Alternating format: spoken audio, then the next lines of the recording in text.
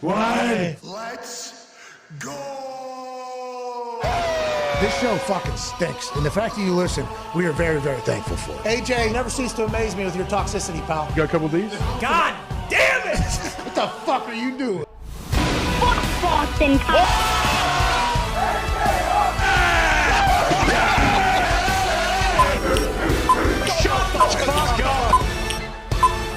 Hello, beautiful people.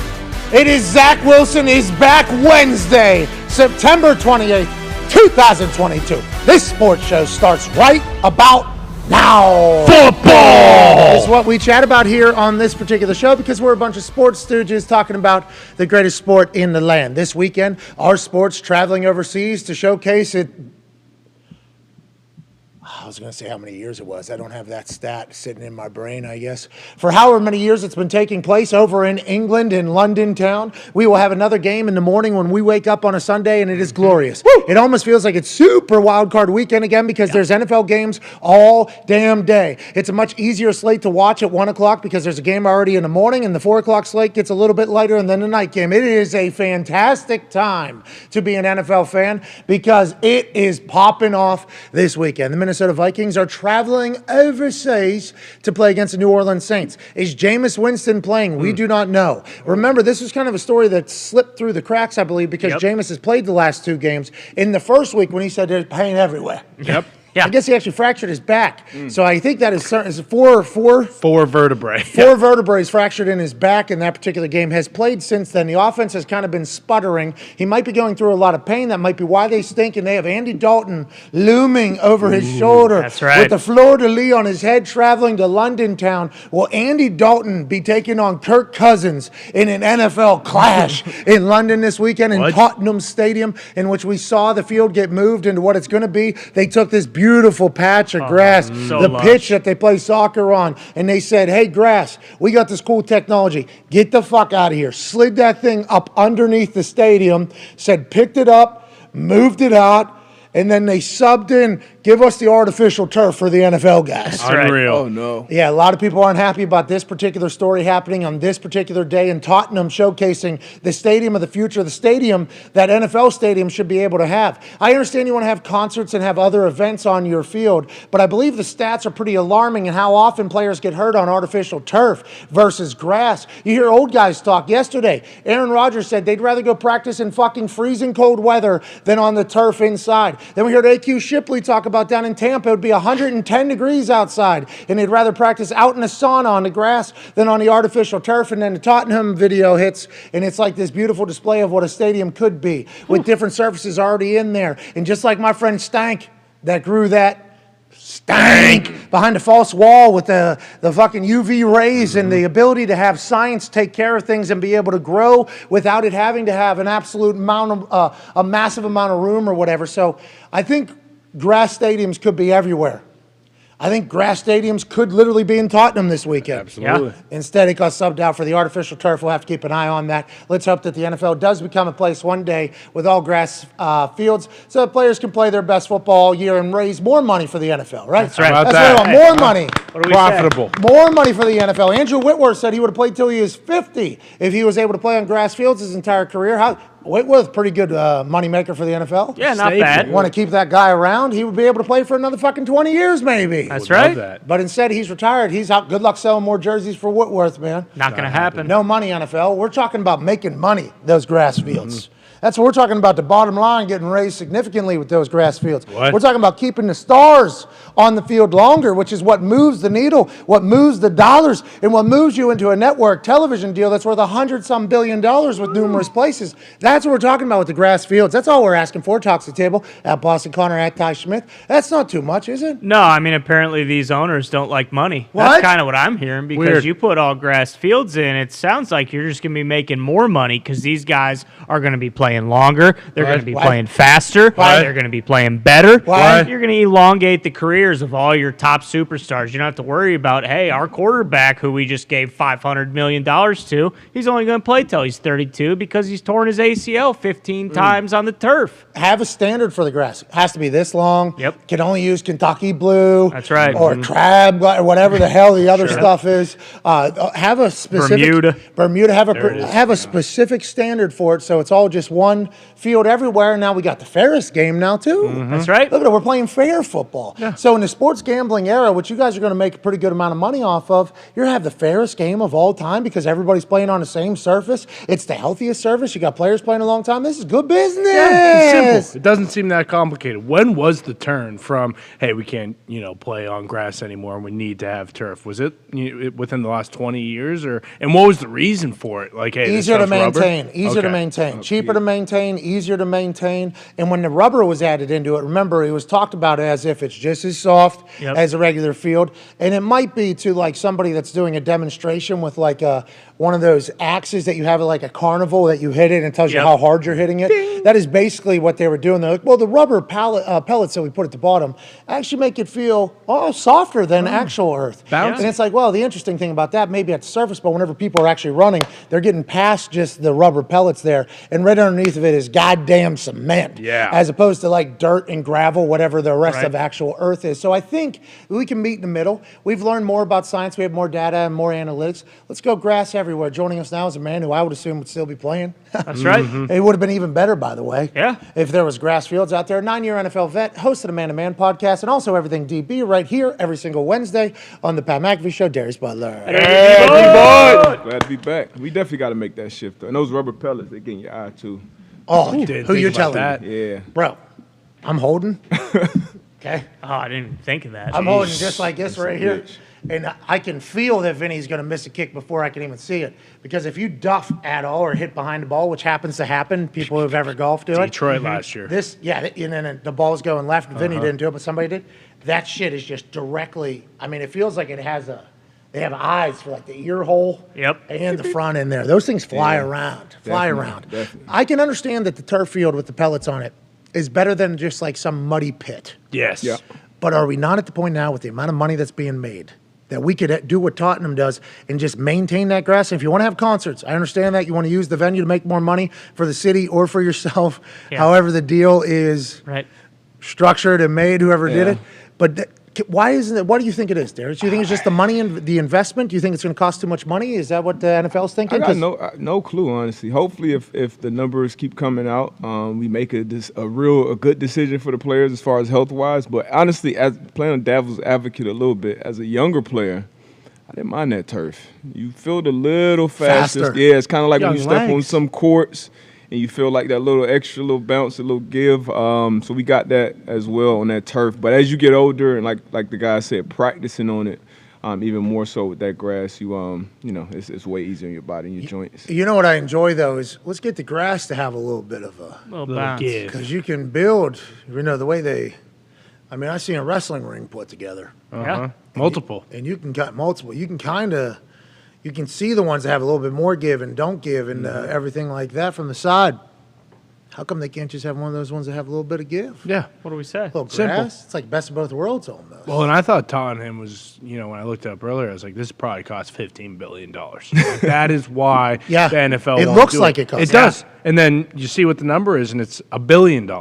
Only one. And let's remember how much SoFi was. It was 8. That's a lot of money. It is a ton of money, but when we're looking at the SoFi was stadiums 8. that are Imagine if it being... was 9. That would have been $5 billion over budget. Yeah, like look at what the stadiums in the NFL are being built for. It's 5x what, Tottenham. Oh, that whole stadium was $1 billion. Yes, not just the not just the whole we need to entire know the stadium. technology. Right. Yeah. We need to know the technology. Now, if they were to implement this into the modern stadiums, they would probably have to dig, right? Oh, yeah. Have to get a little bit deeper. Deep foundation. But the sophistication level of this, I think I think it's super high level, and I'm happy that the soccer folks did it because obviously the pitch in soccer is very important because the roll of the ball can't have a goalie out there, ball bouncing over his foot right here in the middle of London. Exactly. Because then the hooligans are going to go bananas, and then that's going to cost you more money. Can't have that type of shit happen. Have to have good grass. But you think the NFL would be able to do it. Did not know that was going to be the story that we lead off with, but hard not to get into it. Yeah. Another big news, Zach Wilson's back. Oh, Whoa, my Zach? God. Guess who's back? Back Back again. again.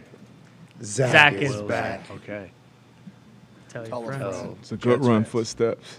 He did it. We thought he was going to be the starter for the rest of the year. Zach Wilson's going to have to just sit back and watch Joe Flacco do what Mike White did last year, and then Joe Flacco loses a game. And then everybody's like, "All right, is that young Mormon kid who's banging moms back?" And it sounds like he is. It was one tweet that said, "Actually, Zach Wilson is back," and we were like fucking pumped up for it. Yeah. What does this mean for the Jets? Nothing. They still stink. They're in the AFC East. It's going to be tough, but maybe they get a little bit better. I don't know. Part of me was thinking, Flacco, sorry, he's done for the rest of the season. But the rest of the NFL, is there even reason to play any more games if you're not on the Jets? Zach Wilson's back. Oh, okay. Jets are going to turn this thing around, probably win the division, win the Super Bowl. I mean, that's what we've come to expect from Zach Wilson. Special talent. Everyone remembers his pro day and that crossbody throw from the outside hash. The Packers have a huge game against the Patriots. This Doesn't weekend. matter. It doesn't even matter. It's like why are we playing?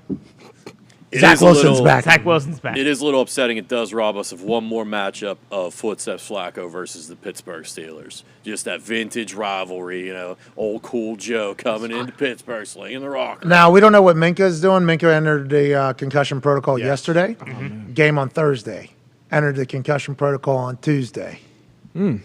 What Happens like that sometimes. What does that mean? We were talking to AJ and AQ about it a little bit yesterday, and I talked about a teammate of mine, and I didn't say his name, but he told me that he would remember turning his alarm clock off on Thursday. He would remember basic things that he would do by Thursday normally, and when he didn't on Thursday, he decided to talk to the doctor you had a concussion. And how long have you not remembered doing menial tasks on Monday, Tuesdays, and Wednesday? He's every game. So I was like, okay, so this guy's brain's mush probably coming up. That's not good. Let's get some of those brain pills.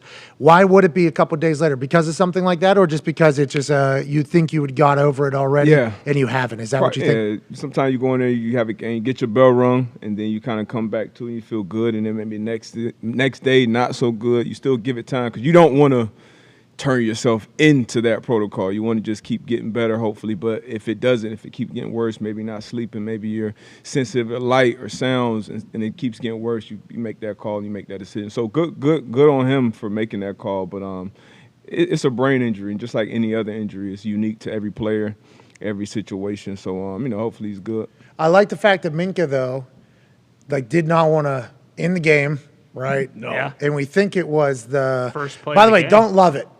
When I say I like it, don't love it, okay? If he's doing serious trauma to himself and his future and his family and everything, obviously don't love that. But the fact that he probably didn't even know he had a concussion, just thought it was a normal thing. We think this was the play. First play, right knee from Chubb, right to the side of his head. AJ texted me immediately upon this play happening and goes, let's hope Minka's okay. Now, Minka didn't go out, right? You see Minka actually look.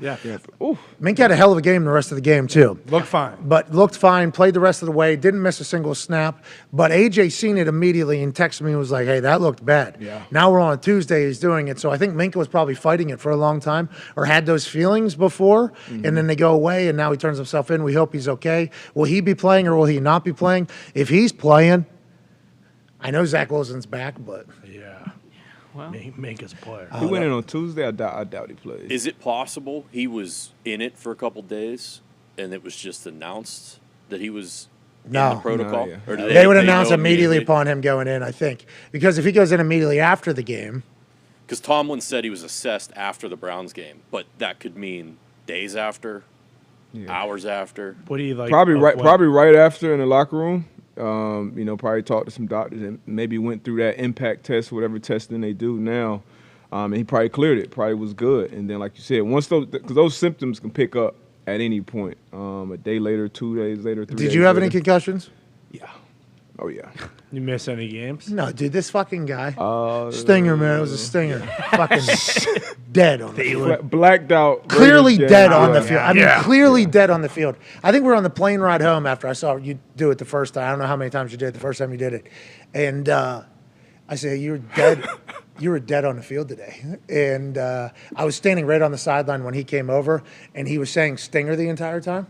And they were like, "Are you sure?" He's like, "Yeah, it's just a stinger or whatever." And I think you duped the guy that was asking you the question. I think you duped the guy. Jeez. He's back in there. His fucking guy's back in there 2 plays later, and I'm like, "Yo, dude was definitely just like." I'm looking at the doctor. I'm like, You know it's bad. So am I a bad teammate? Like, I don't know if I'm a bad teammate. And then Ewald, even on the plane, was like, "Yeah, hey man." Like, I think he even said, like, "You're putting me in a bad position because I'm like being a bad friend almost to you." But like, that is what a lot of people are doing though. Like I think, and this is going to go to a bigger conversation, but people judge like NFL doctors and stuff like that. You know the difference between the NFL doctors and these doctors that aren't in the NFL that are judging the NFL doctors? When people go to doctors that aren't in the NFL, they're going to tell you, "I have a problem. Hey, I have, for some reason, this arm is just not working," or whatever. So then the doctor goes, "Thank you so much." They leave. They Google what the fuck that means. And then they go back into their research. They come back with a full thing. "Hey, let's try this." In the NFL and most professional, and I'm not saying this is every single situation, but in a lot of situations, guys are purposely not telling people what stuff is. Yeah. That's because there's only a certain amount of jobs that you can do it. There's only a certain amount of lifespan that you have in your profession. There's only a certain amount of time of opportunity that you can realize, like, I'm getting a chance to play right now. And Darius, I don't know how many, but I saw one personally. I'm happy you talked about it. That was my only NFL blackout. Okay. Oh, there we go. So it was scary as fuck, though. It was. I mean, he was clearly out, on Jumbotron and in life. I mean, you know how they say, like, delay a game?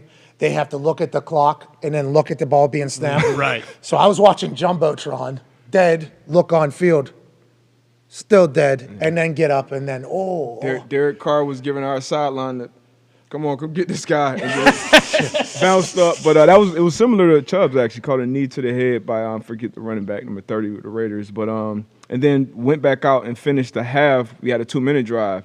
But like you said, Eric Walden, our former teammate, and I was and something that happens when you get concussion, you can get kind of like more irritable. And, like, I was kind of like a cool head on the field, but, like, I was just yelling, just out of character. Like, so we get to halftime, and I just kind of have a towel over my head. You know, usually I'm kind of in front doing the halftime adjustments and talking and shit, but I'm kind of to myself, and Ewald actually went and told the doctors, like, "Hey, like, D-Bus fucked up. He not right." So then they put me in there, ended up pulling me out the game. So shout out to Ewald because, you know, my dumb ass at that point, when you locked in, you know, it's game time. You trying to be out there for your guys, be out there for yourself. Like you said, you don't know how many opportunities, how many plays, and it's a brain. And it's better that it's more awareness on it now. But for us, you can't see it. If I can't see it, if I can walk, I can run, I can play, I'm getting out there playing. That's just kind of how a lot of us are wired. Not the best thing, not the right thing for your long-term health, but you know, when you out there in the middle of it, you know, you do what you do. Well, it's like, you know, it's like live by the sword, die by the sword. You need guys like that on your. Those are the guys you want on your team, by the way. For sure, of course. The guys are like, yeah, I got a little bruise, but I'm playing through it. Yeah, my knee is swollen, but I'm playing through it. Like, those are the guys you want on your team. I think every fan would say, like, Absolutely. those are the dogs that we want on our team. But that same mindset could potentially fucking jeopardize a lot. It's it's an interesting dynamic that I think the NFL has to balance. And obviously they haven't done a perfect job with it, but I don't think it's as easy as, like, brain studies outside the NFL or brain. Like, I don't think it's two very different situations, but I think the NFL is trying its absolute best in there. And back to Ewald. Yeah. This is a dude that has headbutted somebody else with no helmet on. Beast. Brian Cushing. He's a dog. Like, most Ewald, hard-nosed player probably on our team at that point. dog. One of my favorite Packers of all time. Yep. How about this? One of my favorite Colts of all time. Yeah. Just Edge-setter. as a human. Just, That was his role every Sunday. Hey, D-Bum, set this motherfucking edge. Yes. Like, he was our sandbacker. Like, he was setting the edge. So, literally, that's just, like, contact every snap. And that's the thing. Even with the injuries, the body, the head, or whatever, if you ask most guys, and that's why it's such a fine line to tread, because you ask most guys, I fucking do it again 1,000 times over, like, because it's nothing like that, you know, being out there and playing. Now, would you go out and play with certain injuries? Maybe not, but you look back on a lot of your careers, a lot of these guys' careers, and say, man, I'll go out there and do it again, same way.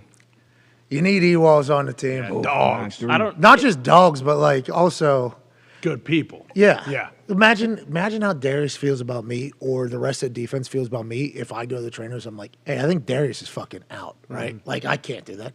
Who told the trainers? The punter, Pat did. Fuck that guy. What does that guy know? Ewald was one of our guys. Like, he was one of our, like, leaders, be respected by everybody in there. So him going and being like, hey, this dude Help him out. we cannot put him back out there.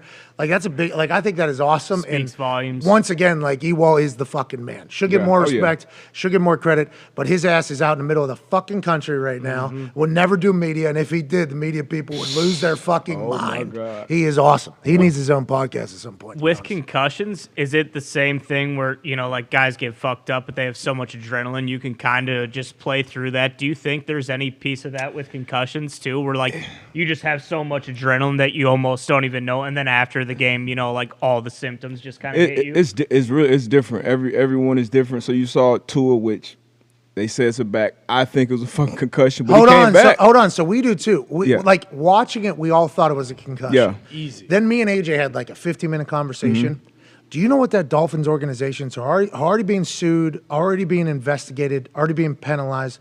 What they would have had to do, right, to get around this protocol with the franchise quarterback with McDaniels first, like, I think it's going to be. They were on it early. Outside I mean, party, they came out with the back, and him never did he even get evaluated for a concussion at all? That's Like what blue they said. check? The outside, the third party evaluation. Oh, so he He did. so he beat. They said he did, but that he was case. getting pissed off because they kept asking about his head, and he was like, my back for some reason is doing something. Hey, and it could fucking be his back. This is my opinion. No, we all think so we all think the same thing. Like, it looks like a fucking concussion. Right. But like, for what would have had to happen to get him back on the field, like, that's an aggressive move by the Dolphins to do. You know what I mean? So it's like, it's hard to, and they're investigating it, and hopefully we'll get some information out of that whole thing. But he came back and played good ball though. Like yeah. we'll show one of the plays later, but he came back and played good ball. Like you said, Minka had a good game.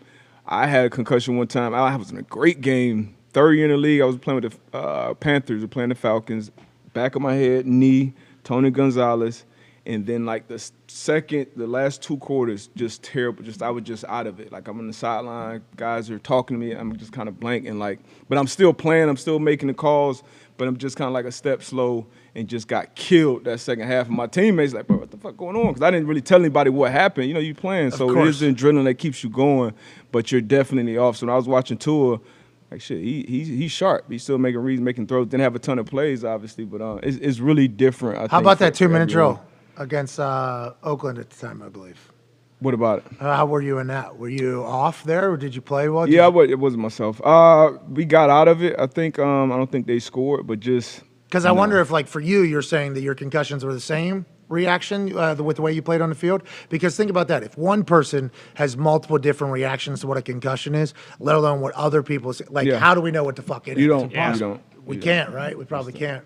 Well, hopefully we'll learn more. Hopefully we'll learn more. Hey, that's great to hear. Thank you for telling us that. Now, happy you didn't die either. Yeah, Jesus. definitely. And now it goes into, like, the player safety, even with the quarterbacks. Like Brady talked about it last year, how, you know, defensive rules have changed so much because of concussions. And he said it's on quarterbacks more so to put guys in spots where they're not, you know, throwing hospital passes, and the wide receivers and tight ends are getting taken out. Yeah, leading people into those big shots back in the day.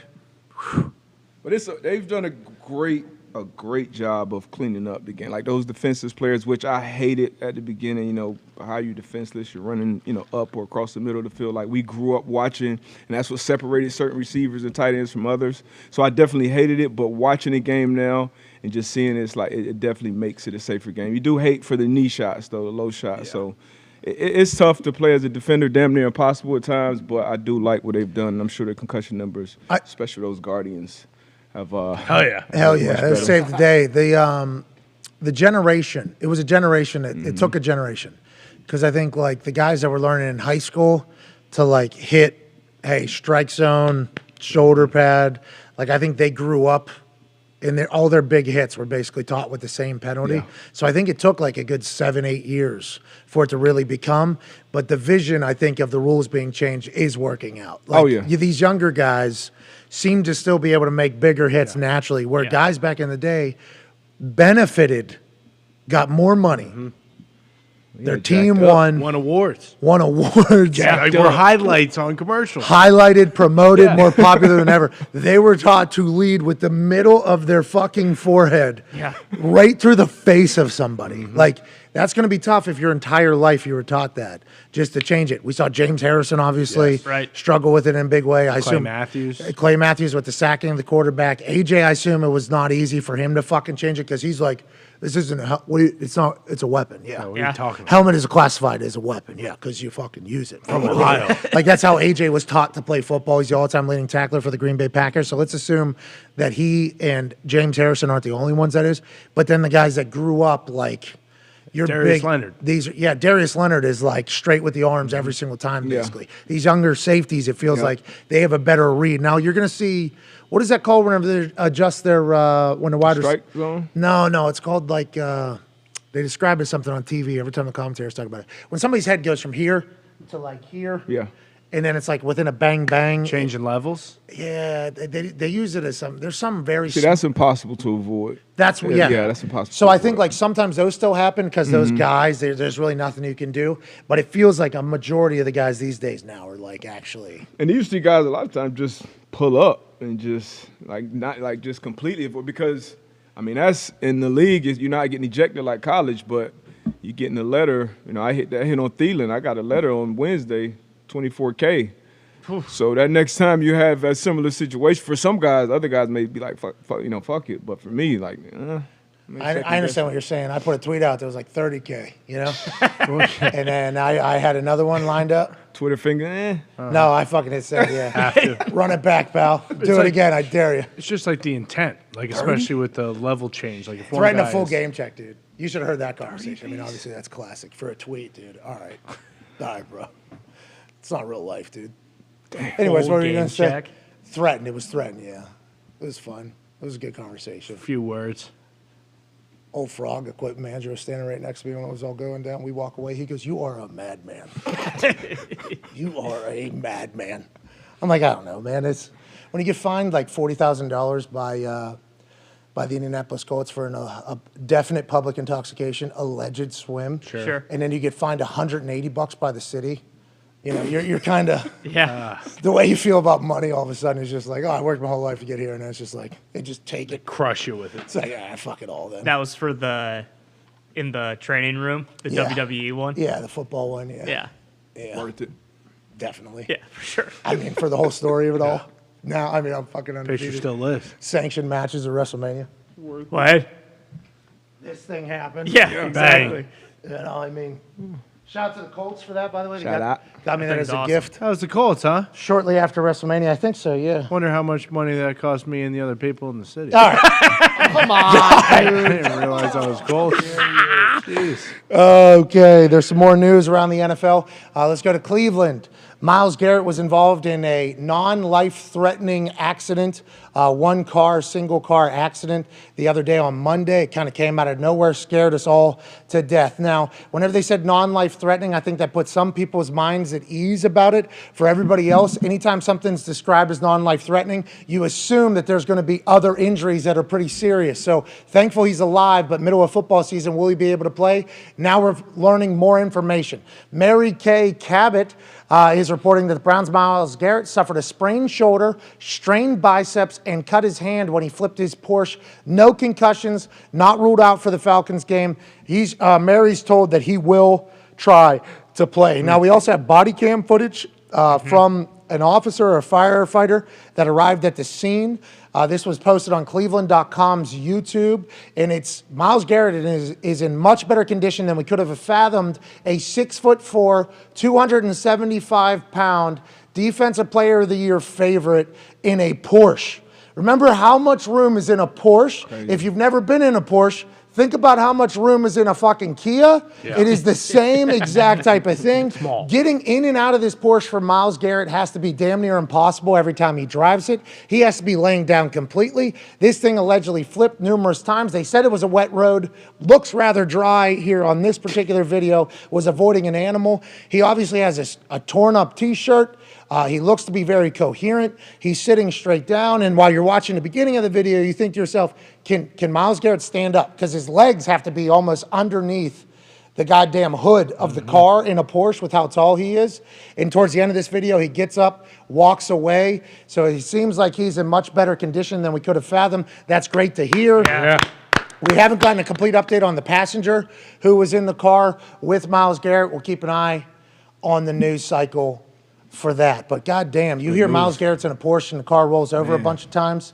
Your immediate thought is, and I think I might be able to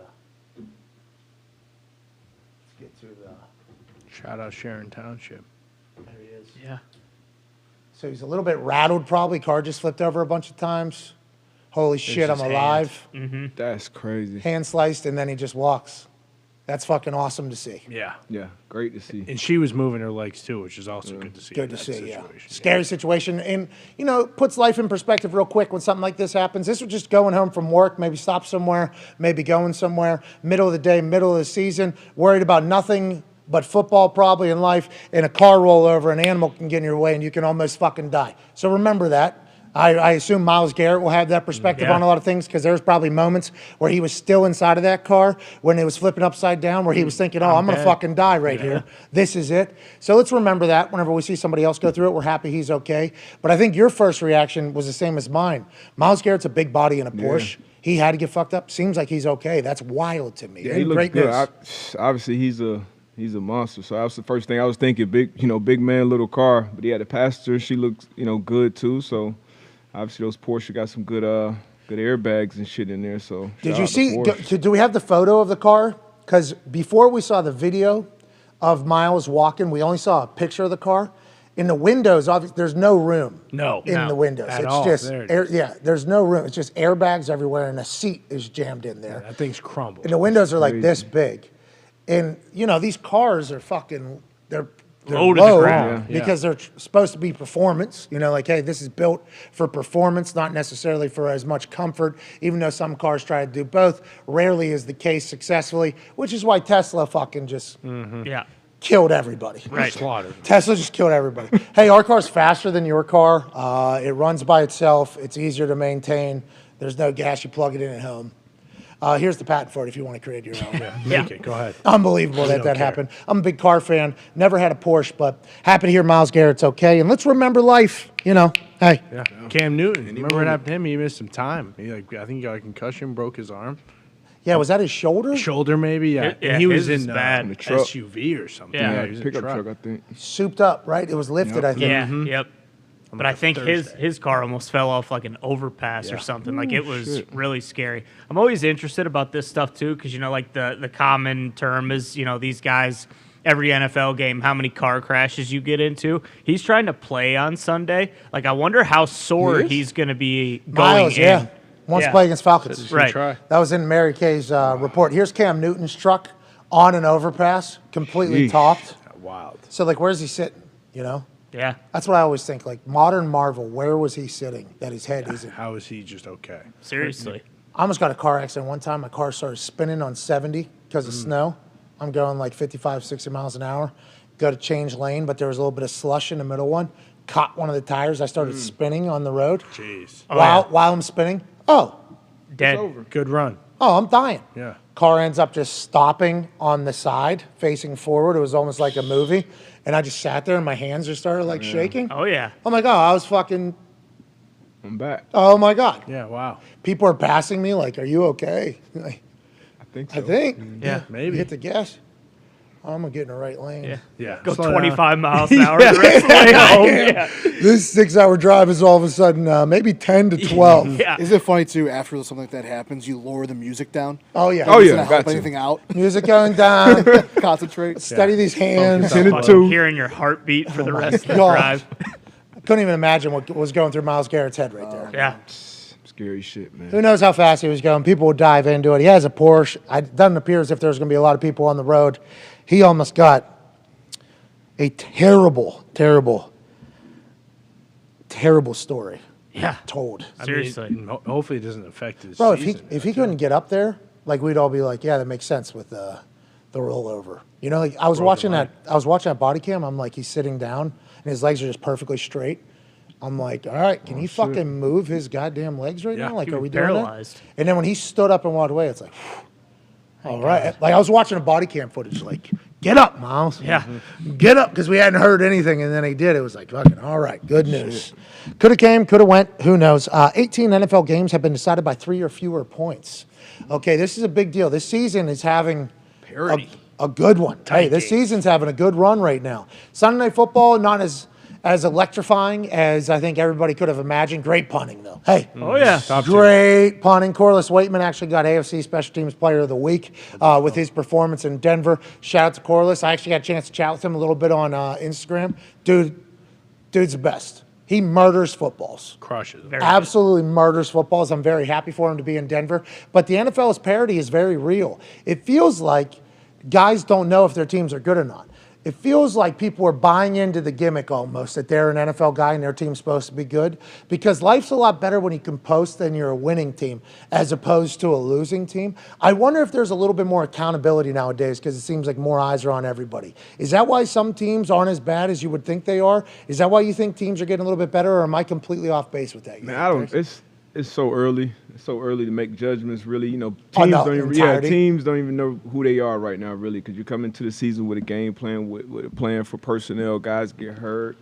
Wilson gets back in the lineup, so everybody's going through different shit. Right. Russell Wilson, well, he figured it out in Denver. So there's so many moving parts right now, but none of it fucking matters because the Miami Dolphins are at the top of every power ranking right now, undefeated.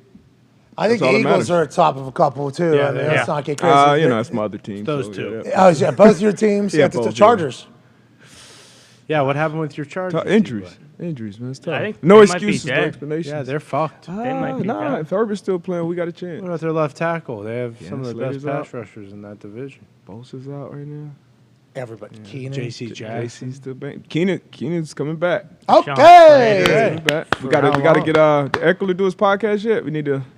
He unfollowed us. He's on we don't Twitch know. later. He unfollowed me. We had to cover your Twitch, dude. What you fucking want? Yeah, it's not our fault. We're going to act like it didn't exist. It's literally in the internet. You're talking about everybody on your team's health. What are we supposed to do? Give us a breakdown. Sorry about it. I don't want to change topics. Kind of out of nowhere, D-Butt mentioned Russell Wilson. I'd be remiss if I didn't say, and we are not getting paid. No. This is not an endorsement or anything. Russell Wilson has this dorsal fin Aerobie football.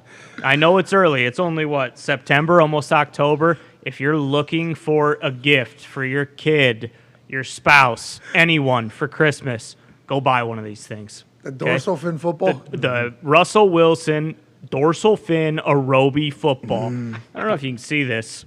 He trains with this thing going into the season. You can actually shift the dorsal fin. If you're left-handed or right-handed, you could switch these fins around. Pat and I were chucking this thing around before the show. This thing is fucking awesome. Unbelievable. Not only it says you can throw it up to 100 yards. We don't have the full capabilities to test that in here, but I swear to God, as soon as the show ends, I'm going out into the field over here, and I'm going to throw until my arm falls off. I love this thing. If you have young kids, be careful. This is very hard plastic. So if you don't throw a good spiral and you catch it a little weird, your kids are going to break their fingers probably. But yeah, you can see this. Russ can huck this thing. He's playing with his buddy here. Again, we are not being paid to talk about this, but they sent it to the office. I didn't think they'd ever make a better Vortex football. Russell Wilson found out how. So is that better than the Nerf we grew up with? Oh, yeah. Oh, yeah. Darius. Oh, yeah. Come on. It whistles, too. That is not better than the Mike Vick Nerf ball. Hey. That is not better than... What's going on here? It pains me to say it. What's going on here? It really does. Foxy, have you fucking hucked this thing around yet? I haven't even seen it been hucked around yet. Get your mitts on this thing, okay?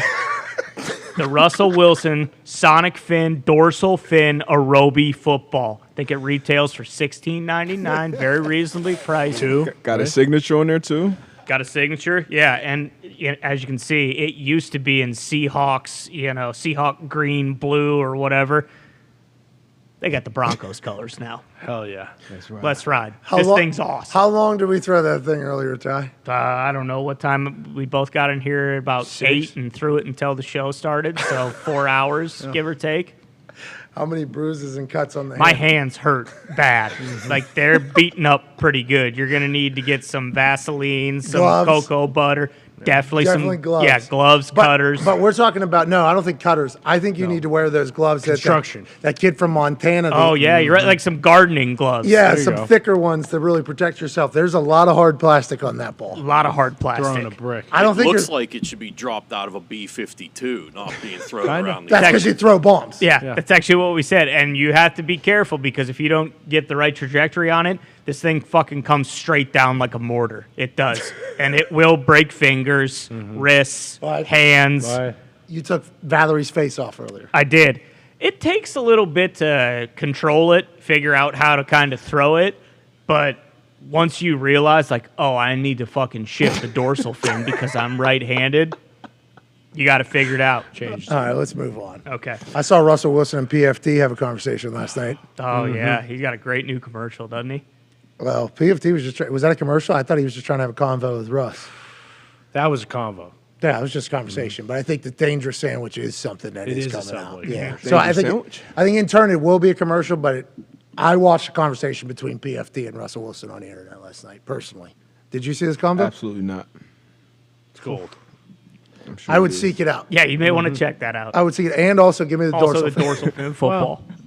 Hey, Broncos finding ways to win some ugly games. Maybe they do figure it out with the Duke. Maybe Okay, they do so figure it out. maybe Russell wasn't throwing the ball as well early in the season because he was used to practicing with performance-enhancing fins on a fucking ball Right. all off season. Because it definitely does. When you change those fins, Night and day. it really watch for the walls if you're throwing inside. Yeah. You change those dorsal fins, all of a sudden a ball that was turning over one way is turning the opposite direction. darts. Hard. Yeah. Hard. Get it Backdoor slider. near that rim. So we're actually thinking about doing like a Wow. like a $15,000 giveaway if you can get that thing in the vicinity of that back. It'll break the back. It will shatter the glass if you hit it in It's the going to wrong be spot. impossible to hit the backboard with Right. it. But then follow up. If it does hit it, no more backboard. Yeah, exactly. We're not playing basketball anymore. So I hope it's worth it.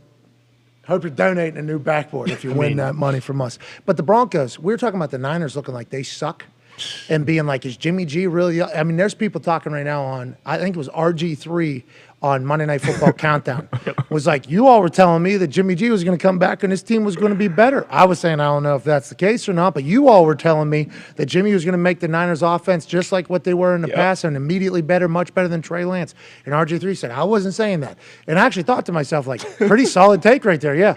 Everybody was saying that this offense was going to be much better with Jimmy G in there. They did appear to be for 1 week. Then last week against the Broncos, they looked fucking terrible. So that led to even more questions. Like, is Jimmy G that big of an upgrade all of a sudden on this team? Which we're not saying it. We're just saying this is what the reaction was naturally. And I'm only saying that for conversational purposes. Right. In this entire thing. Was McDaniel the real genius behind the run game? Because even their run game wasn't popping off. So take Jimmy G out of it. Even the run game wasn't working. And then we talked to AQ yesterday and we're like, are the Broncos defense just not getting enough credit at all in this entire thing? Like, are the Broncos defense a fucking team that's going to make a lot of teams look bad? Is that what you're thinking and kind of what they're settling into? Yeah, their defense is really good up front and on the back end. With that secondary, with Surtain, Kareem Jackson, Simmons, like they got players back there. So I mean, great defense, but offensively ugly. Russ did put a nice drive together at the end of that game to get points, which was the difference in that game. They flipped the switch here. Yeah, they flipped the switch. He went like some vintage Russ, like the biggest play on that. He scrambled out to the left under pressure, made a big time throw. I think to Sutton, but it's ugly right now. But they're finding ways to win, similar to kind of the Chiefs started off ugly, but they were still winning ugly early on. Miami. Yeah, so hey, a win is a win in this league. We know how it is. You can play great. Lions played great for however long and then end up finding a way to lose that game. So you'd much rather win an ugly one than the Broncos. But defense is really, really good. So I'm interested to see how much they figure it out. The teams that win those ones are normally the ones that go. Yep. Like winners win is like what people say. Like, yeah, winning teams win, dude. Sorry about it. Which is why the Colts win was so surprising. Because like the Chiefs are normally a team that win that type of game, but instead Stone Cold Chris Jones says direct quote. Disturbing language that has no place in professional football. Now, Matt Ryan heard what he had said, I think. He was one of the only people on the field that heard what he said. It was being directed at him. And he just turned his John Deere tractor driving ass right around. It was walking right off the field. Yeah. Did not care. Punt team on the field entirely. Quentin Nelson in shot So I don't know if he heard exactly what he was saying, but he didn't see like Matt Ryan react as if it was like a thing and get involved. The entire Colts were off the field. Punt team was on the field. Hold the fuck on. Can't have it. First down.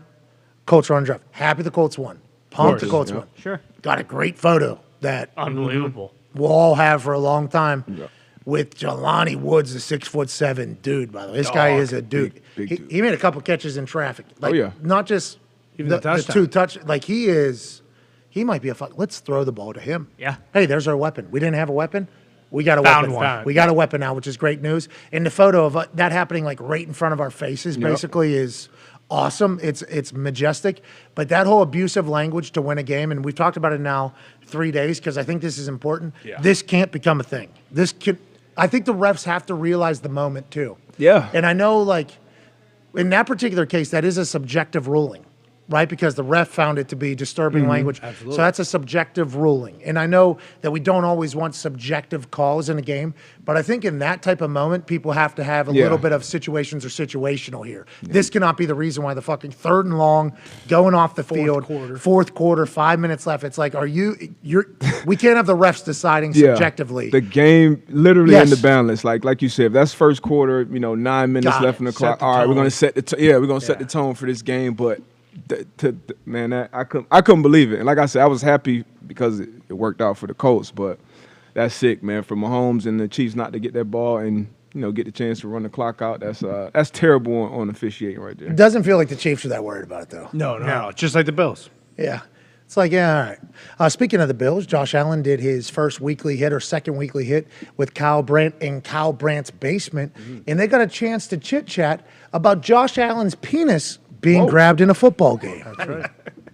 You're fiery yourself. At one point during the game, Josh, you're getting up from the pile, and you are pissed, and you get a flag for it. Peaky Blinders. What happened? I think anybody with two eyes can understand what was going on under that pile. Obviously, I let the emotions get to the best of me, but there are some things that I didn't appreciate down there that was going on, and we'll let everybody make their own judgments for that. I apologize to my team for putting ourselves in a tougher situation, but it is what it is, and we'll move on. I know I'm going to probably get a fine for that, but I hope they kind of look at some other stuff too. There's a lot of other stuff. The player in question said after the game, quote, "With alpha males, that's how it goes." Do alpha males grab each other's groins on the football field? Not typically. And that's, it is what it is. He's a competitor, and that's just kind of, he's been known for that, going back to college. So, I should know that and shouldn't let it get the best of me, but sometimes, like, it just does. Sometimes you see red and things like that happen. But I'm not here to make any claims or throw anybody under the bus. It is what it is. I shouldn't let the emotions get to the best of me. All right, so he acknowledged that his penis did get grabbed on a football field. Yeah. Yep. He acknowledged that he shouldn't have. He told his teammates, hey, very important there. Also, 15-yard penalty is huge. I do apologize for that. How often is that happening, D-Butt? I've been in the bottom of, I think, 2 piles in my career. One against the Cowboys. Returner fumbled it. I was in the area. Pile starts. I'm outside of pile. This is before the pull-off pile rule. Yeah. Know that film's on. Have to be in pile. Jump in. If I'm not in pile, I'm big ass. End up with my hand on ball. In pile. Find ball. Okay? Don't have control of ball. Have hand on ball. Start giving a little. Oh my God. Somebody started. There was a full. There was a full. And I'm like, whoa, all right. I'm not probably going to get this ball anyway. So I kind of get weaseled out to the end of it. And then another one, I was nowhere near. I couldn't even feel it. But they say in those piles, it gets disgusting and underneath things like that. How true is that? Is that blown out of proportion? And then when you hear things like this, everybody's like, yep, that's what's going on in a pile. That's not happening, right? In every single pile? From my experience, unspeakable things happen in piles, and rightfully so. So this is a normal. The ball is the program. All right. Now I don't know that specific situation, but if that ball is loose and it's a scrum, you got to come out of that ball by any means. Now that's not something I would do, but you get up under a ball with Eric Walden in that ball, like that ball. We getting that ball, so you got to do what you got to do. We getting that ball. Outside of that though, you don't hit the family jewels. You don't hit the nuts. There's one player in my entire football career that intentionally hit me in my nuts, and we still not good to this day. who Harry Douglas. Oh, Wow. I see Harry every week. Yeah, he's on Louisville. TV. I didn't know this was the case. So me and Harry, we need to have. Where's my camera? We need to have a conversation. But Harry was the only player that ever did that intentionally. If But, you could sack know. tap him, does that make it even? What's that? If you could sack tap him, would it make it even? What was it? Was it? How That's did he kind do of it? what. That's kind of what it was like. A little slick one. So it was like after a play, third down, we got to stop, and then going off the field, and he kind of like hit bop. Back of the hand? Yeah. So then obviously I go, but the refs, they catch the second guy more times than not. So You got penalized? no, they just kind of broke it up and let it go. Had some judgment call. Good job by the refs. Hey, Just let- Big East refs back in the day were pretty good. Oh yeah, they let There us was go. there was like 5 of them that made it in the NFL. Do you know Nice. that? I don't know. I how. didn't know that. So Still? I think there's a couple guys still left. Yeah, but when we were in the Big East, the whichever guy gives me the ball, I should know who that is. Back judge? Nah. Ump? Line judge. I don't know who the fuck it is. Head ref? One of the judges. Should know who it is. I talked to most of the refs anyways. Like I enjoyed speaking to the refs. Just I felt like it was always good. Any sport I played, I always felt like need to have a relationship with the ref. Sure. Wasn't always great though. I mean, I abused those relationships every once in a while, with some things that I said. But the ref would give me the fucking ball, every kickoff. And this one guy, he's from Mass. He was from Massachusetts, had a Course. Massachusetts accent. Good guy. Good guy. Cool guy. In college, good guy. Something would happen, like let's say I missed a fucking extra point or something. This guy, fucking ball, motivational speech. Come on, Pat. And then like walk away. And I'm like, you're the only person saying that right now. Like I really, everybody else, appreciate that. including myself, have told me that I should never do what I just did again and maybe disappear. So I appreciate that. Good interaction between me. Then like second year in the NFL, I think I'm standing there for a kickoff, like opening kickoff of the game, and this guy's waiting with the ball in front of me, and I like grab it. And I didn't even look at him or whatever, and he goes, "Good to see you." And I like look up at him, I'm like, Oh, shit. my God. Made to the men's league. Man, fucking congratulations. Yeah, I gave him like a congratulations Yeah. before kickoff. They're not even winding the clock yet. Me and this fucking ref are giving a fist bump to each other and everything. And he's like, good luck out there. But I'm like, good to fucking hear you again, man. I It appreciate is that. cool to see those refs just There's- pop up. We used to practice with Big Ten refs out here for Yes. like preseason, and sometimes you'll see them get bumped up to the big boys league as well. I would always talk to the back judge, hey, just let us play a little bit. All right, just keep it clean. Hey, I know you're talking about like us grabbing. You see what this guy, he's grabbing a little bit. I think we should just let us both. Yeah. Yep. Always got to work I them. love it. Got to the work. flag Got to in the try. pocket. Got to work Yeah, the it refs. was- I love refs though, and shout out to the refs too. Nobody I would wants say, to be refs. No. But this year, I would say they've kind of stayed out of the way for the most part. At least looking at it from a Some macro of 'em. standpoint, because it was weeks where we were talking about the refs every week, every big game. So outside of that Chiefs one, I'm sure a couple other ones, but they've been doing a Sterling pretty good job. Yeah, Monday night. But Yeah, the But pass still, interference. not as much to Darius' point. Yeah, and that was happening like every other game. Every single week on Monday, there had to be something addressed. Hey, to Darius's point, congratulations. Go, refs. We appreciate it. yeah, way to go, Stripes. Hey, they were starting to say that these fucking refs stink everywhere. Yeah. They're saying not just in college football or Right, the NFL, right. but you're talking about internationally. They got VAR, made the game worse somehow. These refs got blinder in other sports and including in the NFL. And we're wondering, why don't we use more tech? Hey, these guys fucking stink. And all you hear from the ref contingency is, no. We don't need more tech. They don't know what it's like. We're in the game. Human error is a part of it. We're a part of the game. And then they want to work, it seems like. Yeah. This offseason, it feels like the NFL refs, they heard our claims.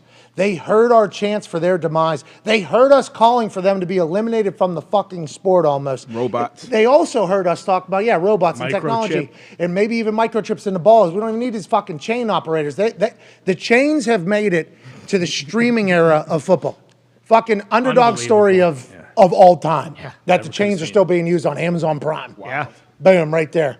That was awesome. That was wild. That was pretty cool. That was the future meets the archaic past, Yeah. which has to be able to be changed. And the NFL ref said everything everybody's saying is valid. Okay, let's get Cantore out of here.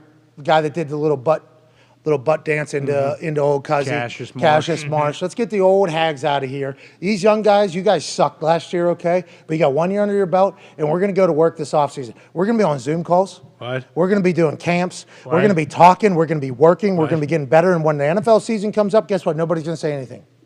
Nobody's going to say anything. You know why? problems. Because we're going to be good. And we don't expect compliments. No, we're just doing our job out there. Offensive lineman We're the offensive linemen of the game. of all officiates. We're bigger offensive linemen than offensive linemen when There it it comes is. to getting credit for being good. That's right. Congrats to the NFL refs. Hard work way to paid go. off. Thank you, Stripe. Thank you, refs. Your hard work paid off, refs. Long Did it. road. It was a lot of work. To get here is a long road to look back and say, hey, thank you, referees, because it really was bad last year. Oh, yeah. And the year before. And the 10 year years before. before that. And because last year, remember, we were talking to Pereira. Yes. And we're like, are we realizing these refs suck more now?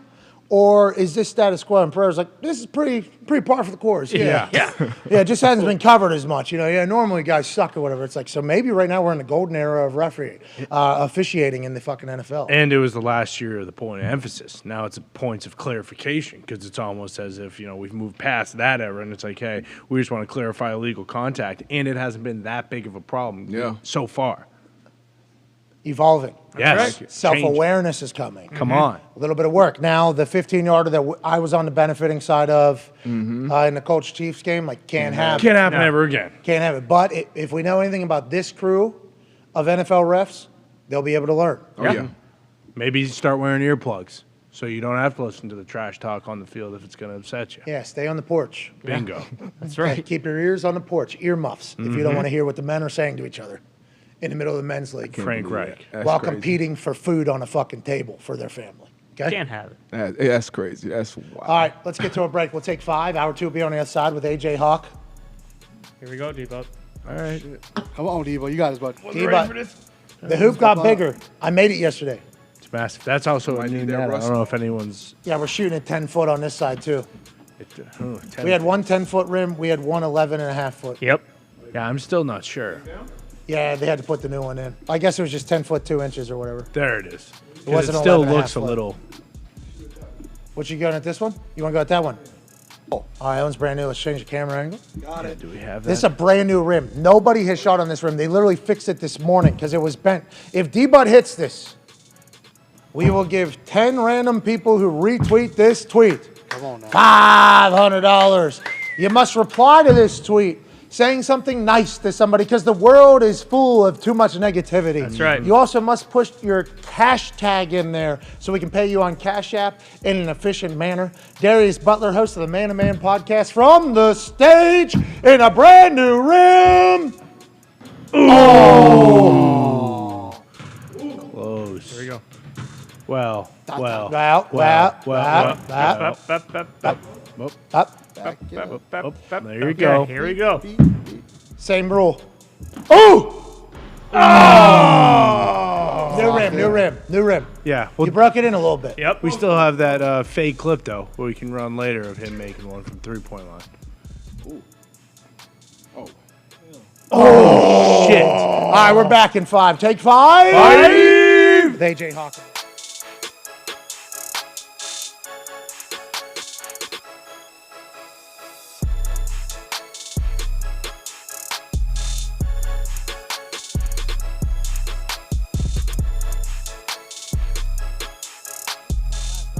That I watched that people, said some things on the internet about me maybe hitting climax or something like that. What? And I would never do that from a football play. Okay, have a little respect. Come on. Okay, but boy, I'll tell you what, I was excited while I was watching it. bet. It was fucking glorious. The man's name, he went to Toledo, named something Womack. Okay, Womack is the gunner that we need to watch for here.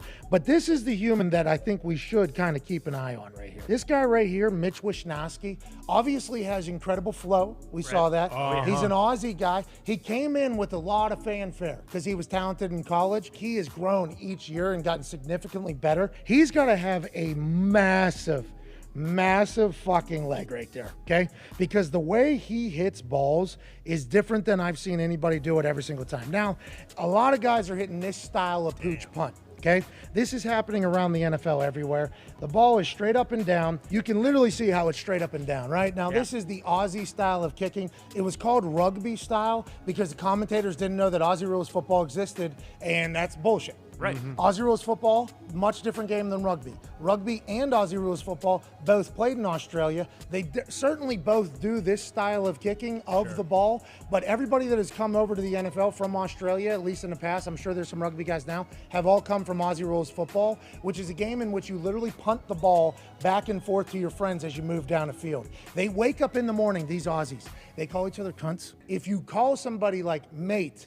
that's kind of like an undershot of if you call them a cunt, it's like you're actually friends with them. pal. So this particular punt is used by most guys now in the pooch area. There used to be a coffin corner where a guy would attempt to punt the ball out of bounds. The issue with that is, and he could have done it on this one mostly because Denver's in kind of a hold up here. You see there's a little bit of a bend. But if they were to bring these dudes in, okay, if they were to bring all these dudes and this guy, stepping out of the box is not necessarily something you want to do, because guys like sometimes these guys and sometimes like these guys somehow run like 4-2s now. Whenever he hits this ball, he's thinking to himself, I want to land this thing around the 3 or the 4. Denver air, so it's going to go a little bit deeper. He hits this fucking ball as perfect as you can catch it, and then Sam Womack out of Toledo makes a play that is just beautiful. This ball, as it's traveling down, is eyeing that fucking line, isn't it? Little slow turn at the end. Nice little break, and all of a sudden, bam! Oh my God. Bam! Bam!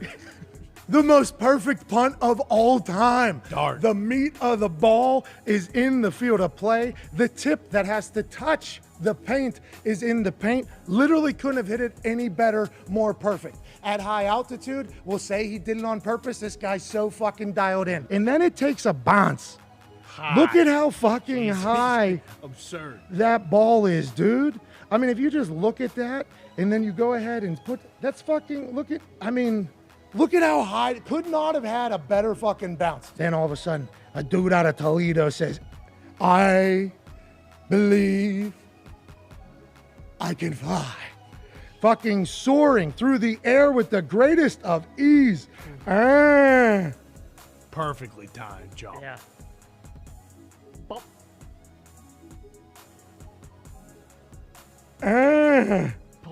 Right before he touches the ground. Couldn't have been more perfect. Little go-go gadget fucking arms there, pal. And then because he covers it at the goddamn half-yard line. Now Russell Wilson's got to go 99 and a half. During the halftime of a Colts game this year, you have to kick a 35-yard field goal and then complete a 35-yard touchdown pass to Reggie Wayne in the end zone. He's coaching. And if you complete this duo event, we have $1 million for Kick the Stigma charity, $1 million for IU Cancer, and $1 million for the charity of your choice. But no failings out there, young men. The crowd will be there. The pressure will be there. You missed. They'll be talking Vanderjagt.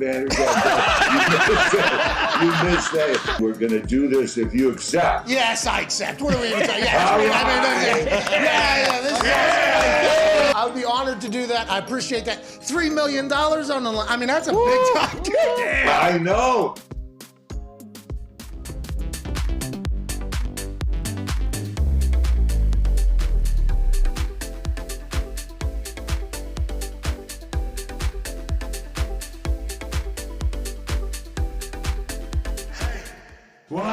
Let's go. This show fucking stinks. And the fact that you listen, we are very, very thankful for it. AJ, never cease to amaze me with your toxicity, pal. You got a couple of these? God damn it! What the fuck are you doing? Boston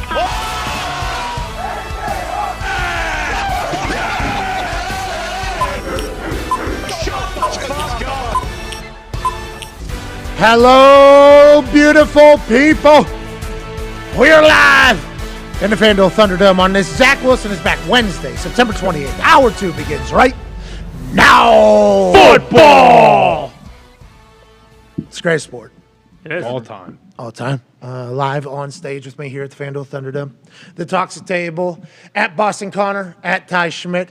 Congrats to the Yankees winning the AL East. Hell yeah.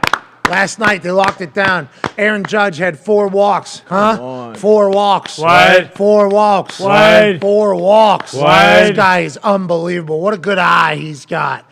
Aaron Judge can see the ball better than everybody else, able to take 4 walks with records being broken right on the precipice of his life. Congrats to the Yankees. Honestly, this is a big deal, I know, for you guys. It is, yeah. Shout out to the Yanks. Now the real season starts, because it doesn't mean shit if they don't win the World Series. And fucking pitch to Aaron Judge. Quit walking Oh, they're not the guy. pitching to him?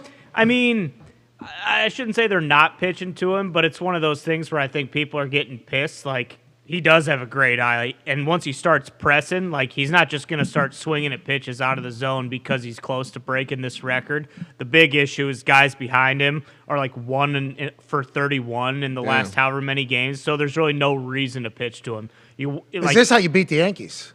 Possibly. No, because that's kind of the caveat is the Yankees have been very hot in like the last 10. They've been winning, but it's like they can keep walking him because the guys behind him aren't punishing him for walking him.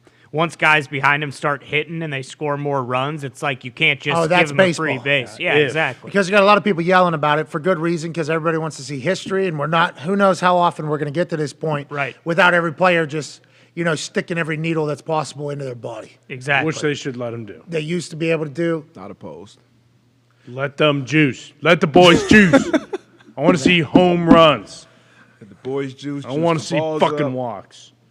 We want to see dong shots. I want to see guys that are as big as possible hitting the ball as far as possible, and I want to see the most runs possible. How about Fire Tech? You're not the only one, man. You're not the only one. Yeah. Because, baseball's ratings were the highest they were ever in the history of watching baseball when dudes were walking into that batter's box, sweating out sandwiches. What?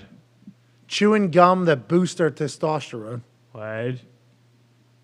Oozing with horse steroids. Hell yeah. Seeing the ball better with the HGH. Like Ted Williams. Had better hand-eye dexterity because of the same HGH. Had the capability of drinking something else that was able to get them around any drug test or whatever. They were creating that with old Balco down there. There it is. And then those balls were fucking gone. They're like Russ Wilson's Sonic Fin Nerf football. We were reading some reviews of that ball. A lot of people don't agree with what Ty was saying. Deal is. I fucking hate that ball. What the hell? It sucks. Give it a chance. Don't buy that. It is the worst ball of all What time. are they saying about it? They're saying it's just, here they are. How quick the back row. Yeah, you guys. Those who never played catch with this ball, how quick they had it up on that screen. There's a 1-star review. Been out for a while. Now, we do not know. It has been out for a while. Remember, it had Seattle Seahawks colors there for a bit. We do not know if this is a review of Russ's ball or not. Okay, this could be the back room sabotaging the ball because they didn't get to play with it earlier. Right. Yeah, July 26th. So when I saw the Russell Wilson infomercial and YouTube video, I couldn't wait to get my hands on the Sonic Fit. Okay, so this does appear to be about the Sonic Fit. Okay. It should be ideal for 12-year-old grandson who throws a football in the park almost every day. I pre-ordered immediately and got it ahead of schedule. Boy, was I wrong. Boom. Any 8.3-ounce ball or even a rock will travel just as far as this toy. There it is. I even had several young athletic dads give it a throw. Same result. It never really levels out in a spiral as shown in the videos. The only way this thing is going to travel 100 yards is to fire it out of a cannon. Don't waste your time and your money. This thing is a dud. 85 people found that to be helpful. Yeah. Obviously, one of them wasn't tired me because we fucking love this thing. I will say, this guy may be onto something. Very, very tough to throw a spiral with this thing. But Very when you tough. do, When you do, it is a moment. it goes. This ball is golf. It is. This ball is golf for football throwers. If you fancy yourself a pretty solid football thrower, go ahead and pick this one up and try to figure this one out. Now, it's probably going to ruin every other ball that you're going to try to throw. True. But when you throw a spiral with this one, you get the same feeling as you just mashed a drive into the fairway. You get the same feeling of burying a long putt because there's going to be a lot of duffs and duds and chunks and misses when you're playing catch with this dorsal fin ball from Russell Wilson. And that's what keeps us coming back. Doesn't it? You know? It does. It's so much fun throwing this thing around. I haven't even switched the dorsal fin to the left hand and tried. Maybe I'm throwing it wrong. Maybe with the dorsal fin, we're lefties. Like I was in baseball. Exactly. And also, you know, what they're not saying on here, you kind of get the best of both worlds. If you like baseball, this thing, you can throw a fucking slider. You can throw a curveball with this thing. Every Like, time. yeah, it's not just going straight. Like, you can tell your buddy, hey, no, we're not actually just standing eye to eye throwing this thing. I'm going to need you to line up 25 yards to the left. This thing, I'm a fucking boo. And you're going to change the dorsal fin. Change the dorsal fin. So I'm going to throw it to you once over there, and then I'm going to need you to line up 25 yards to the other side. And we're kind of just going to go back and forth. The dorsal fin's like spider tech. Yeah. You can go further. You can go less. You can really get the little stick on that thing, make that son bitch really break off. Darius Butler's here. He didn't get a chance to throw the Russell Wilson dorsal fin ball. Did you get a chance? Yeah, I threw it a couple times. I don't want to be on the catching side of that throw too much. It comes in hot. You got to catch it right. So Ty may get some pictures sent to him. It is like a little lawn 5-year-olds. dart situation. It is. I mean, It the feels ball like you're only throwing. Ball What? It stinks. fucking stinks. Yeah. Let's just call it what Somebody it is. bought one because Ty said how much you loved it. How do you feel, Ty? How sorry do you that feel, person. Ty? Somebody tweeted us and said, "Hey, Ty, with what you just said, I'm buying my kid one of these. You feel good no. about yourself now after what old Cuzzy said He there?" said, what a great idea, and it really does just hammer home that I still got the selling juices. Some of How those- you feel good, Best Buy? You want Oh, right yeah. back at the Best Buy? It there. never leaves. Never leaves. The ball was tough to throw. Ball It stinks. is. It's tough to catch as well. But again, you know, it says on the thing, it's an aerodynamic training football. This thing isn't for just every layman out there. Recreational. Exactly. Russ is using this in the offseason to get prepared for the NFL season. Okay, so yeah, your 12-year-old grandson might not be able to fucking spin this thing 100 yards. I'm sorry. All right. Joining us now is a man who might have played with this dorsal fin ball, and that's the true cause for why his fingers are the way they are. That makes sense. I don't think it's for catch. No, not no, for no, no, anything. no. What's good about the football? Nothing. So it whistles. The whistles. There's a pretty cool whistle, and that's like when you finally throw a spiral, and that thing whistles and it starts to float. You're like, did it? Yeah. I beat the game. And when you do throw a spiral, you can make some pretty sick catches with it. Ty had a nasty one hand because the size of it's rather small. Yep. You don't expect it to be as small as it is. I think because that Michael Vick Nerf ball back in the day, pretty good size. Felt like a real football. Had to be so you could throw far. By the way, because the heavier the thing, the further it can travel. That ball's awesome. This ball kind of smaller, which means you can just go ahead and snag that thing out of the sky. And when it whistles, it feels good. But joining us now is a man who's probably played catch with this. That is why his fingers are busted. You're not supposed to play catch with it. No. This guy is basically dominated every facet of life. High school, he had 31 tackles in a game twice. Jesus. He's a college football national champion. That's pretty good, right? That's awesome. 31. Florida, anybody in Florida doing that, you think, in high school? Probably. Sean Sideline to Spence. sideline guys. Willie Williams, first linebacker in Florida, comes to mind. He was man-child. Yeah. They were showing videos of Derrick Henry the other day. Oh, so awesome. Him running in high school against people. It was awesome to watch. What do you have? Just 16,000 people running into him like a movie, like bing, Yeah. like all high school basically. Fournette ones too. Also awesome. Oh, yeah. Yeah, they're saying that they said he would score 3 touchdowns. Right. Then he'd score 4 touchdowns. Right. Then he'd score 5 touchdowns. Right. And I'm like, no way. And they're like, then he has 6 touchdowns. And it's like, Right. and like 7. I'm like, holy fuck. Yeah. Yeah. Could you imagine going to a game where a guy scores 7 fucking touchdowns in one game? I guess that's happening in high school Yeah, when football. he looked like that motherfucker. And he was in a smaller division, too. So it wasn't like he was in, 5 or 6, 7A. He was in like 2A. This dude had 2 touchdowns, 31 tackles in 2 separate games. College football national champion, Super Bowl champion, lover of the dorsal fin Russell Wilson throw football thingy, AJ Hawk. What's up, dude? All right, so I was connected. I have no idea what the hell the dorsal fin ball is. I thought you were talking about the Amazon ball that Russ had that sweet promo for. Okay, Russ wasn't the only one that had the Amazon ball sweet promo. If you do recall, So that this was is a Team 4 exclusive ball? Team 3. Team 3, I mean, yeah, Team 3. My bad, guys. The whole crew, I'm sorry, all of them. Jeez. I don't know if you can see it. It's actually Russell's John Hancock right there. Oh, okay. And got a little QR code. I love it. Yeah, haven't got a chance to check out what the QR code leads you to. I'm going to do that right after the show. I'd assume right to the website. You get to take a selfie with Russell Wilson, and you can buy one of the dorsal fin balls. Best of both worlds. Did you see PFT talking to Russell Wilson last night on Twitter? Yeah, I've seen it. People have gotten pretty creative with Russ's Subway commercial. Not sure on the mic situation and the chewing and all of it just is kind of awkward. Commercial? TikTok. On my bad. I guess Russ just telling us how much he loves this sandwich he has, not a commercial. Okay, so I haven't seen the commercial. I only saw PFT having an actual conversation with Russell Wilson yesterday, and the brain on that fucking guy. Yeah, I know. I mean, I assume a lot of people had seen the opportunity to do that video. Right. Now, I do not hang out in the parts of the internet that would have that need to, because it seems like magic can be made in there. PFD did that the best that it's ever been done. Is that the best that style of thing has ever been? I assume it is. Most likely. Are you going to run it? I don't know. I don't want to get a fucking strike. We should reach out. Team 3 will rip it down. Yes, You're right. there's a lot of people that could potentially give us a strike on that. It's only great pub though. It's a great pub for all of it. Yeah, I need to have the Danger Witch. Is that what it's called? The Danger Witch? It's not out yet, right? Oh yeah, super spicy. It's out. He said Or six it's for after secret show. still. If you still want them. What? 6 of those sandwiches. They're out. Yeah, is that what Gertie's eating What did he right say? now? He said it's in the vault. It's a secret though. What is it? I thought it was like beta testing. Well, that interview might have happened weeks ago. True. We don't know when PFT interviewed Russell Wilson there. You're right. We're not Just 100% came out. You're right. All right, let's talk about some news, AJ. We talked to Darius Butler about this in hour one, and I assume you were a man, especially because you're from Ohio and you are who you are with your traits and toxic thoughts at all times. At the bottom of a pile, okay? I'm never grabbing dongs. I'm never showing things. I'm not doing anything like that. Okay. If that's the question. And it didn't a couple times it was awkward and we're like, man, I just got to hold on to this. Or like you're there and some weird lineman is like trying to maybe forearm you in the ribs, but no one is plugging butts and pulling dongs in there. Well, never heard the first Not that I've been a part of at least, but everyone does say, oh, a lot of things happen under there. So that was my question to Darius, actually, because I'd been in two piles. One pile, I got my hand to ball.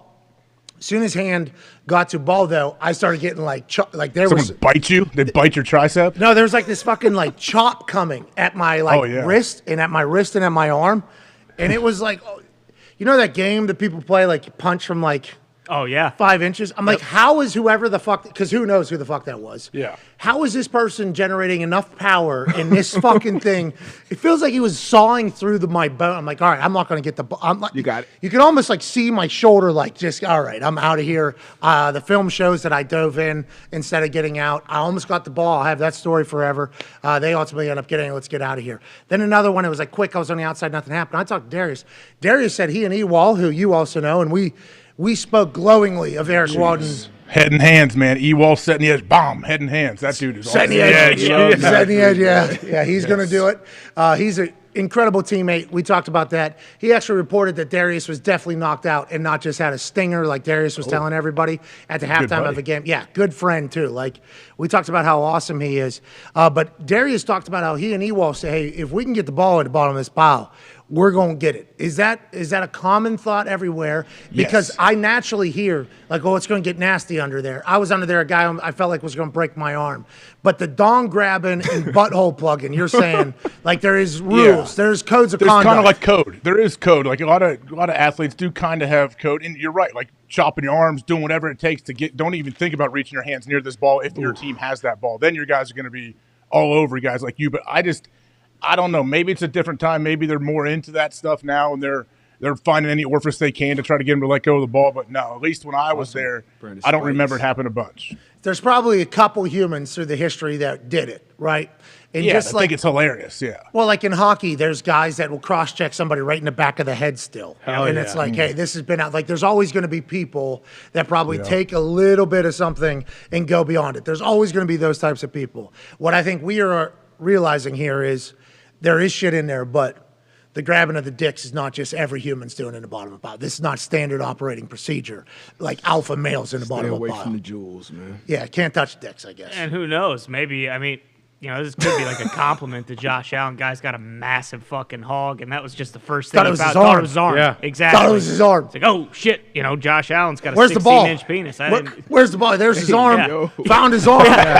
Exactly. Found his arm. Right. Maybe Ball's got to be close. Maybe he's blinded. Can't He's see in the pile. Oh, there's his arm. All right. Possible. It's possible. That information is from Kyle Brandt's basement. If you had a dark visor on, you never know. not Johnny, be able to tell. let's pivot into a completely different conversation now. serious. This is going to be very serious.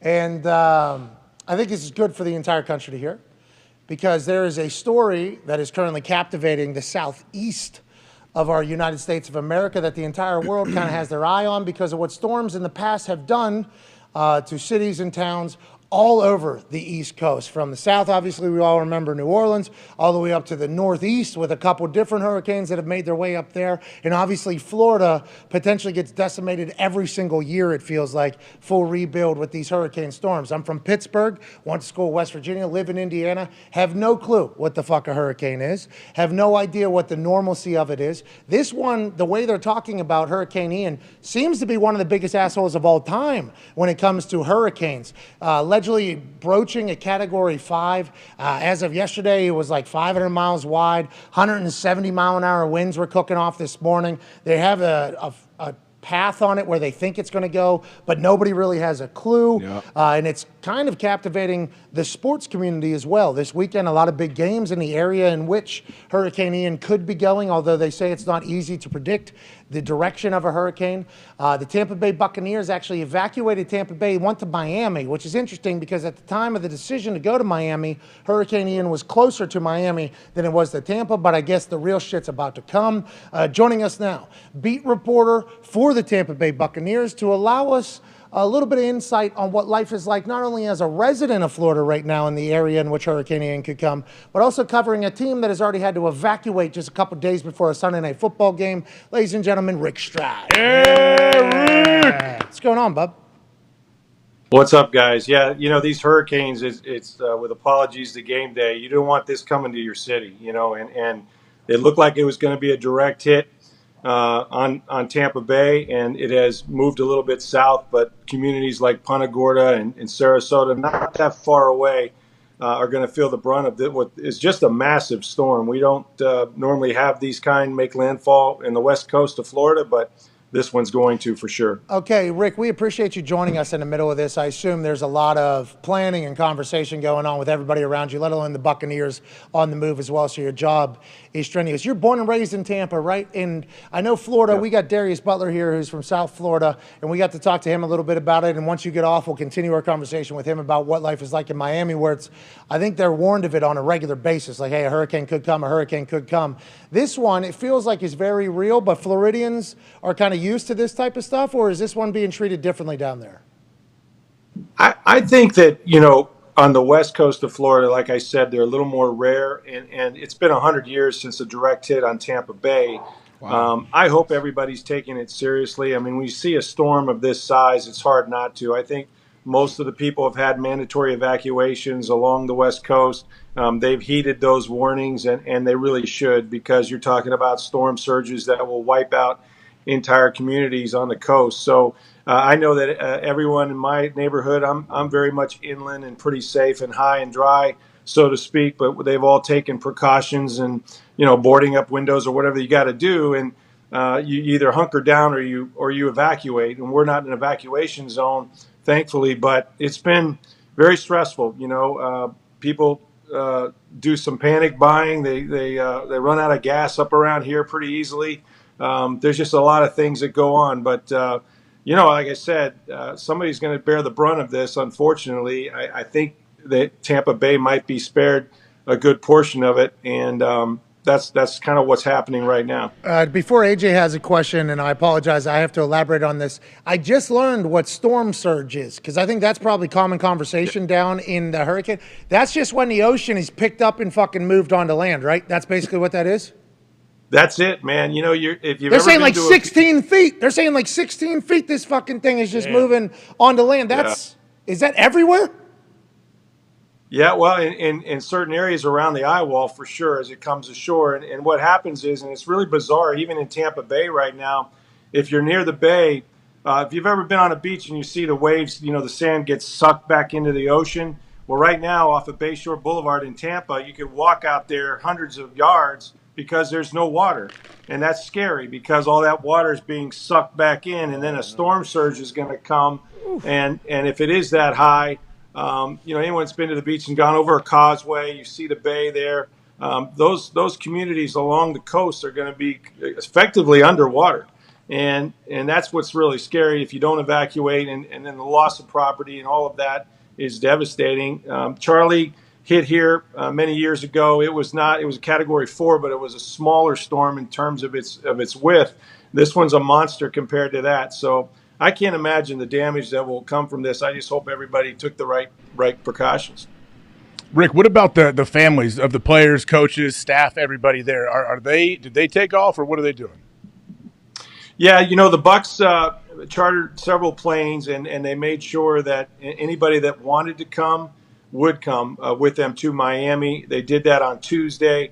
And Miami at that time, the storm was far enough away that if they chose to drive down there, they could do that too. Whether they some were caring for elderly parents, and many of them have kids, even pets have made the trek down there. So it's a very unusual experience, but as long as they know their families are safe, maybe they can concentrate for those few hours a day on preparing for a football game that right now looks like it might be played in Tampa on Sunday night. We don't know. It could be someplace else. We've heard, things like Minnesota and whatnot, but they're doing the best they can. It's just not a normal circumstance to have to relocate during the week for a home game. Why'd they go to Miami, you think? That was already in conversation? That was the easiest conversation, easiest move? And because when they moved to Miami, when did they go down there? Because I think if it was when it was reported, Hurricane Ian was closer to Miami than it was to Tampa. So, like, us looking outside, it was like, why would you go to a place that's still being affected by it? But I guess because it's moved past, it's moved on, that's what they were banking on?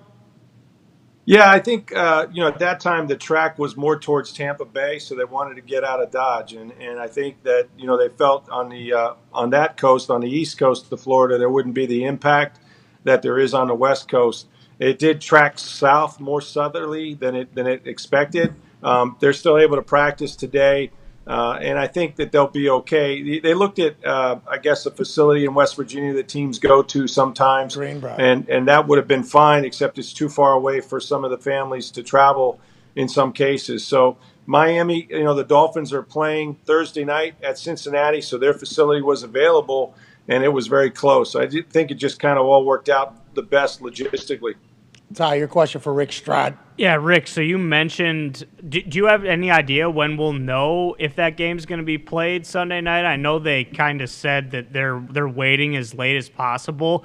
When do you expect to know when and where that game will be played?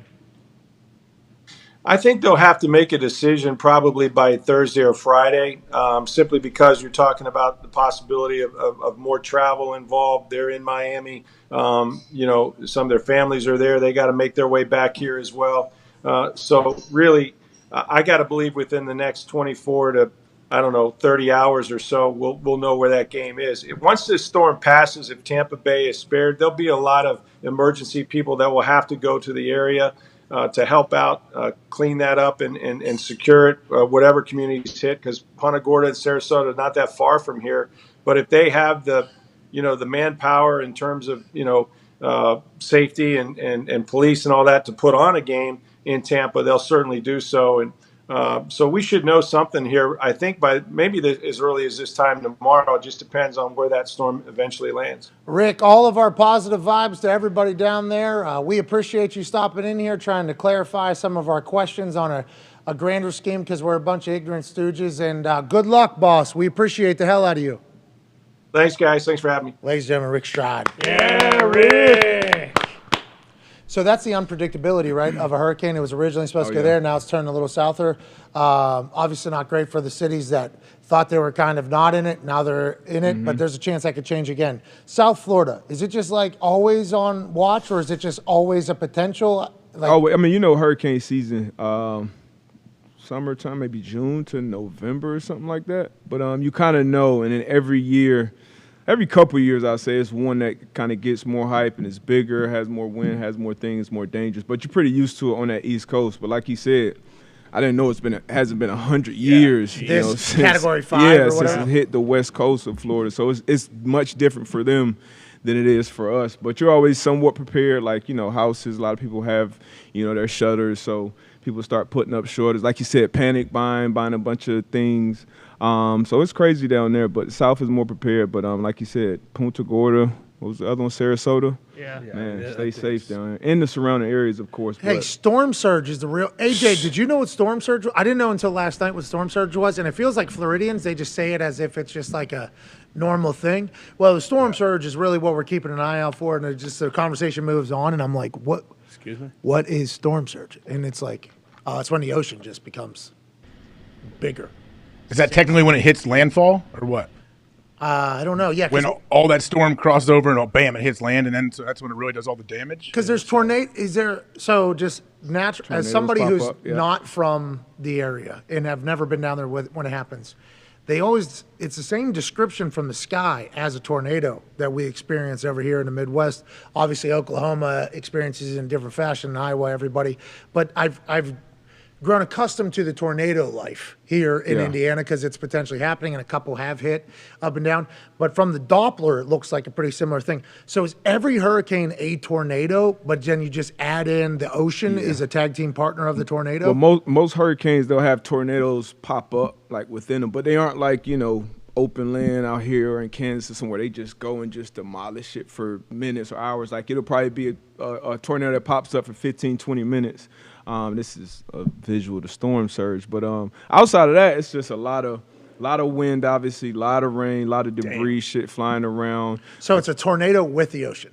Well, and he mentioned it. I didn't even think of it, but from being down there, the causeways, because those are low, close to the ocean. So if this thing is getting up to 16 feet, that is crazy. Like there's really nothing you can do to. I mean, all what's a that shit's gonna tsunami get then? Wiped out. A huge wave that makes land. Like what's a tsunami? How's that different? Earthquake. So I guess the Doppler is the difference, right? Because I don't know if a tsunami has a.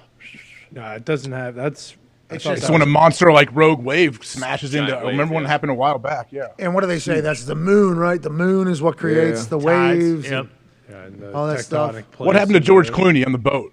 Was that a hurricane? Perfect storm. That was the perfect storm. That was 3 hurricanes submerged into one. Oh no! But So that's what happens to these too. So like while this one's coming, there are other ones that are forming that you got to keep an eye on that can come in. So you can have a hurricane come and then a couple weeks later another one can come through. It doesn't happen often, but when it does, it can get ugly. That's a different worry. That's a different worry that not a lot of people have. Like in Pittsburgh, we get flooding. Because the amount of hills, so there's flooding. So like flash rain is a problem with flooding. We don't really get tornadoes because of how hilly and mountainy everything is. Bridges. So we don't get that. Bridges, I guess that is a natural disaster. Collapsing, sorry. Well, yeah, Just happened. that is a man-made thing. But where I come from, there's not a lot of earthquakes aren't happening over there. So then I moved to the Midwest, and it's like tornadoes are a thing. And my introduction to tornadoes is just like, yeah, you just kind of look at the sky and hope it hits another neighborhood. It's like, okay, so can't control it. Go downstairs. You seen one yet? Yeah, go downstairs. Yeah, exactly. You seen a tornado? Heard one. Haven't seen one. Okay. I heard one, though, come through the woods. I hope you never see one. Yeah. Me too. Everybody got their shit. You got earthquakes, West Coast, you got blizzards. Yeah. West Coast Well, got the code earthquakes is and different. fire, I think. That's why building houses down there, you got all that code. You got to build them they got to be hurricane proof, and that's why, like D-Butt said, those houses have the shutters that they know they're going to put up or they can just close them up and lock them. Yeah, somebody sent me a tweet. Impact windows. A guy sent me a tweet, and I asked you. This dude's from Pittsburgh, lives down in Florida now for like 20 years, and he was drilling in metal, I think, to cover up his windows. Those are shutters. Does everybody just have those when you buy your house? Most people have them because you don't want to be in a situation where you got to go at this point and try to find some. And if you are, usually you just got to put some plywood and just put it over the windows. Yeah. But some houses are built with almost like shutters built in, so you just close them, open them, and then like mine, I have them in the garage, just throw them up. But you gotta have them for worst case scenarios. Even with impact windows, you still.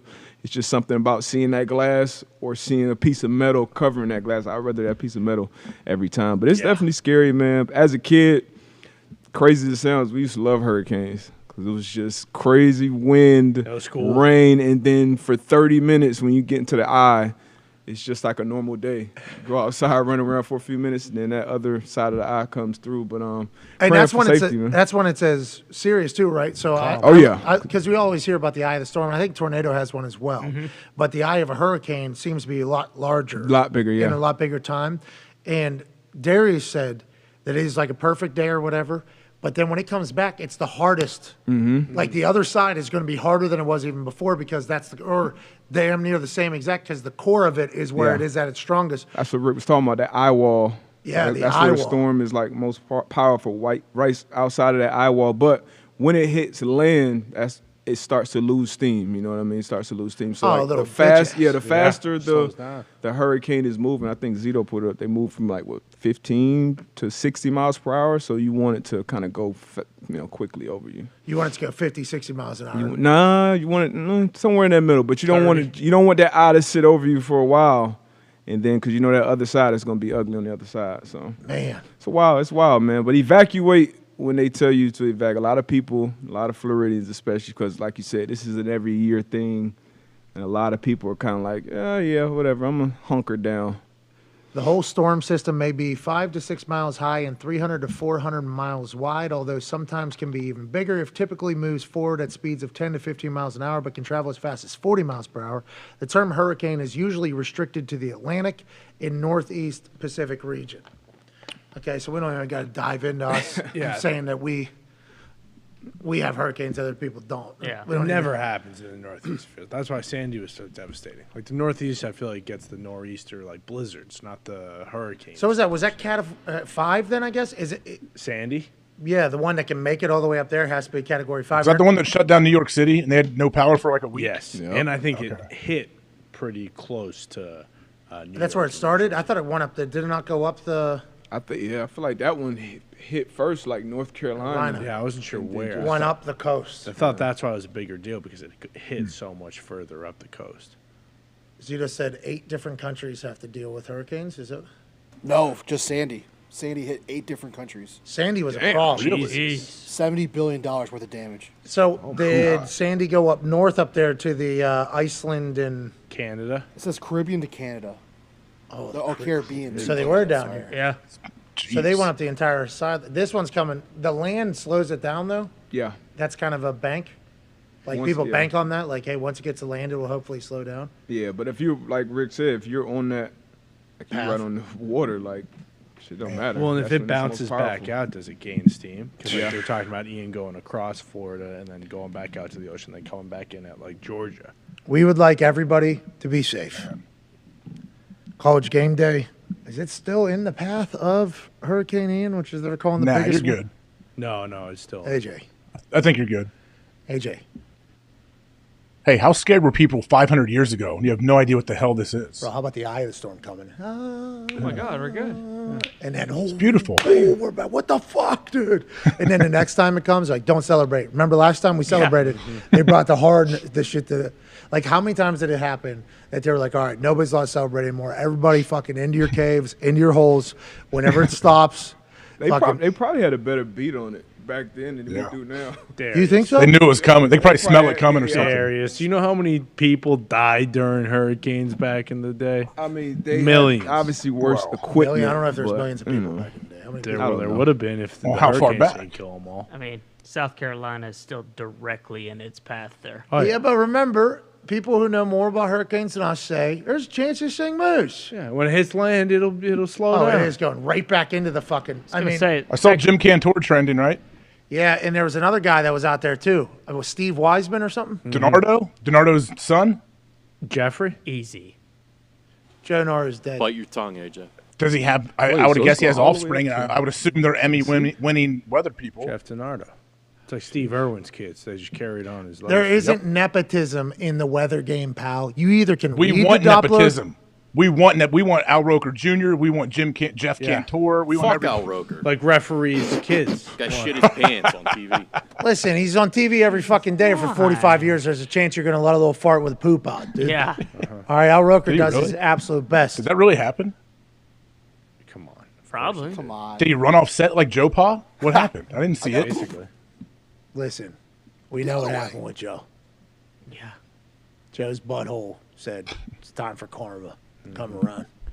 We're going to let a little poop out. Yeah. I can't remember. Was Joe Pa wearing Depends at that time? Or was that later? I know he was coaching with Depends on, so he might have been like, I pooped my diaper. I got to go change it. We'll ask AQ next week. Anyways, rest in peace, Joe Nora. Rest in peace, Joe. Appreciate you, Joe.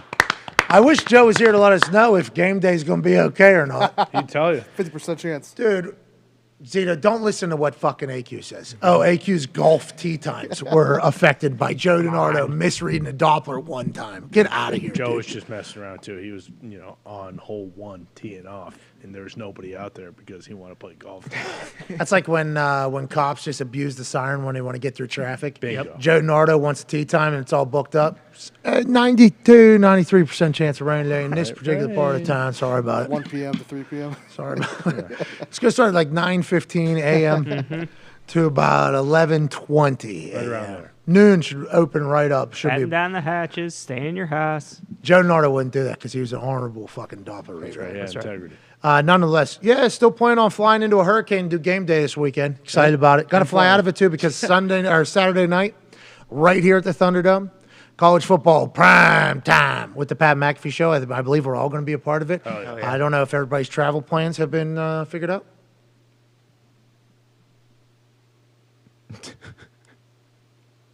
You looking at me?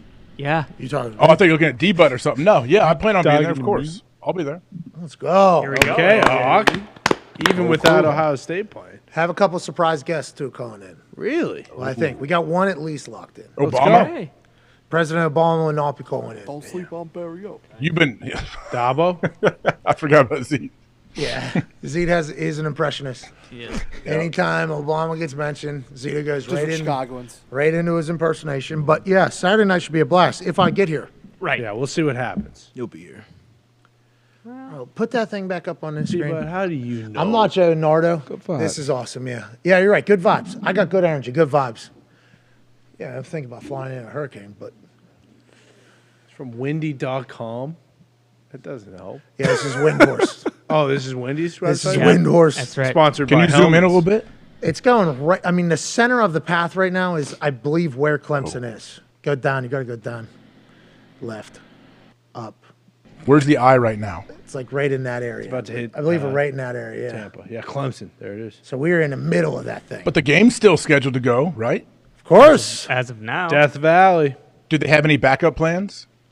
I don't know. I have no idea. I'm not high enough on totem pole. I've let some people know though about my concerns. Sure. About like, hey, I think any other game day I would have been able to just hang out in the town for the entire day. Yeah. This is literally gotta fly back for a thing.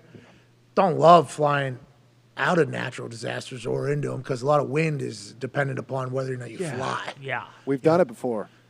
Yeah, Foxy and I reminisced yesterday about flying over a tornado and a tropical storm. It was wild. That was a lot of fun. Well, it's not like there are any other good games this weekend for college football. It's really just Clemson and NC State. That's the thing. All right, dude. What does that mean? There's a lot of good games. Several good, There's like high-profile matchups. 4 or 5. There's a top lot of it. I haven't seen the slate. Is it good? Yeah, Ole there's Miss, a lot of good Kentucky, games. Baylor, Oklahoma State. Yeah, Iowa, Michigan. Yep. Yeah. There's a lot of good games. But Clemson, NC State, two top 5 or top 10 teams. NC State in the top 10 for the first time in a long time. Should celebrate the shit out of that. Yeah. Phil Rivers, You NC are. State grad. Boom. Stud. Mike Glennon, NC State grad. Boom. Ever heard of him? Kobe Brissett. NC State grad. Boom. Ever heard Chuck of him? Amato, old coach, big old barrel chest, sweet shades on. Boom. yeah. Jimmy Super V. tan. Jimmy V. Oh, NC State coach. That's where Jimmy V found his fame, obviously, and for the Jimmy V Foundation. So Russ at NC State. He was. Russell Wilson, NC State. Boom. Boom. Top 10 for the first time in a long time, taking on Clemson. And this NC State team, coaching staff's been together a long time. Culture's been instilled for a long time. Gonna be a battle. Clemson, I don't want to say they're gettable right now, but this isn't the Clemson that everybody has recalled from recent history that's just a steamboat here. You know what I mean? Just went to overtime. With A Wake. lot of points. Yep. D coordinator left after he'd been there for a long time. The dude's a legend. Venable's gone. He's now with Oklahoma, head coaching them. They got a brand new defense that seems to be flying around. Yeah. I mean, this is probably, in NC State's mind, they're thinking, this is the highest we've been ranked, and we got a chance to go get Clemson right now for the first time in a long time. That's why it is a huge game. This is a huge, I am not underselling the game. I'm excited to be in Clemson. I believe they have a Hall of Fame introduction happening this weekend in Clemson for somebody that we know. Nice. So, I think it's going to be it's potentially an awesome weekend to be in Clemson, and I'd be very lucky to be there. That being said, selfishly would also not like to fly into a fucking hurricane or out of a hurricane. Seems like they're telling people to leave that area. Right. I'd be one of the only people in the country flying right into the middle of it. That just seems like an interesting mental hurdle, but I'll get over it. I'll get through it. I'm sure I will. Well, and I think that's fairly reasonable, fairly sane. You know, not a whole lot of people want to fly into a hurricane or fly out of a Cantore hurricane. does. Of course. But you're not Jim Cantore. He's Bingo. built different. If we all wanted to fly into tornadoes and hurricanes, then why the fuck would Jim Cantore be Jim Cantore? See the guest picker. Something Something to think about. Poncho. Imagine his ass standing in the middle of the stadium. Fucking the thing going, I got Clemson by 1,000. And then he just gets fucking sucked off the screen. That'd be awesome. Oh, man. The last thing he ever does. Uh-oh. What's that? Easy. What's up? He comes right inside of George Kittle, I believe Trico said the other night. What are you talking about? We're talking about sports. Let's go to another incredible sports story. Have you seen the video from Cleveland.com of Myles Garrett? Body cam footage from either a firefighter or a police officer. Somehow, some way, Myles Garrett has cut on his hand, separated shoulder or something like that, strained biceps, and a couple ripped T-shirts. Yeah. Somehow, in a single car accident rollover in his Porsche alongside a passenger who also appeared to be okay in the video, Mary Kay Cabot, Myles Garrett suffered a sprained shoulder, a strained biceps, and cut hand when he flipped his Porsche. No concussions, not ruled out for the Falcons game. Mary Kay was told that he'll try to play.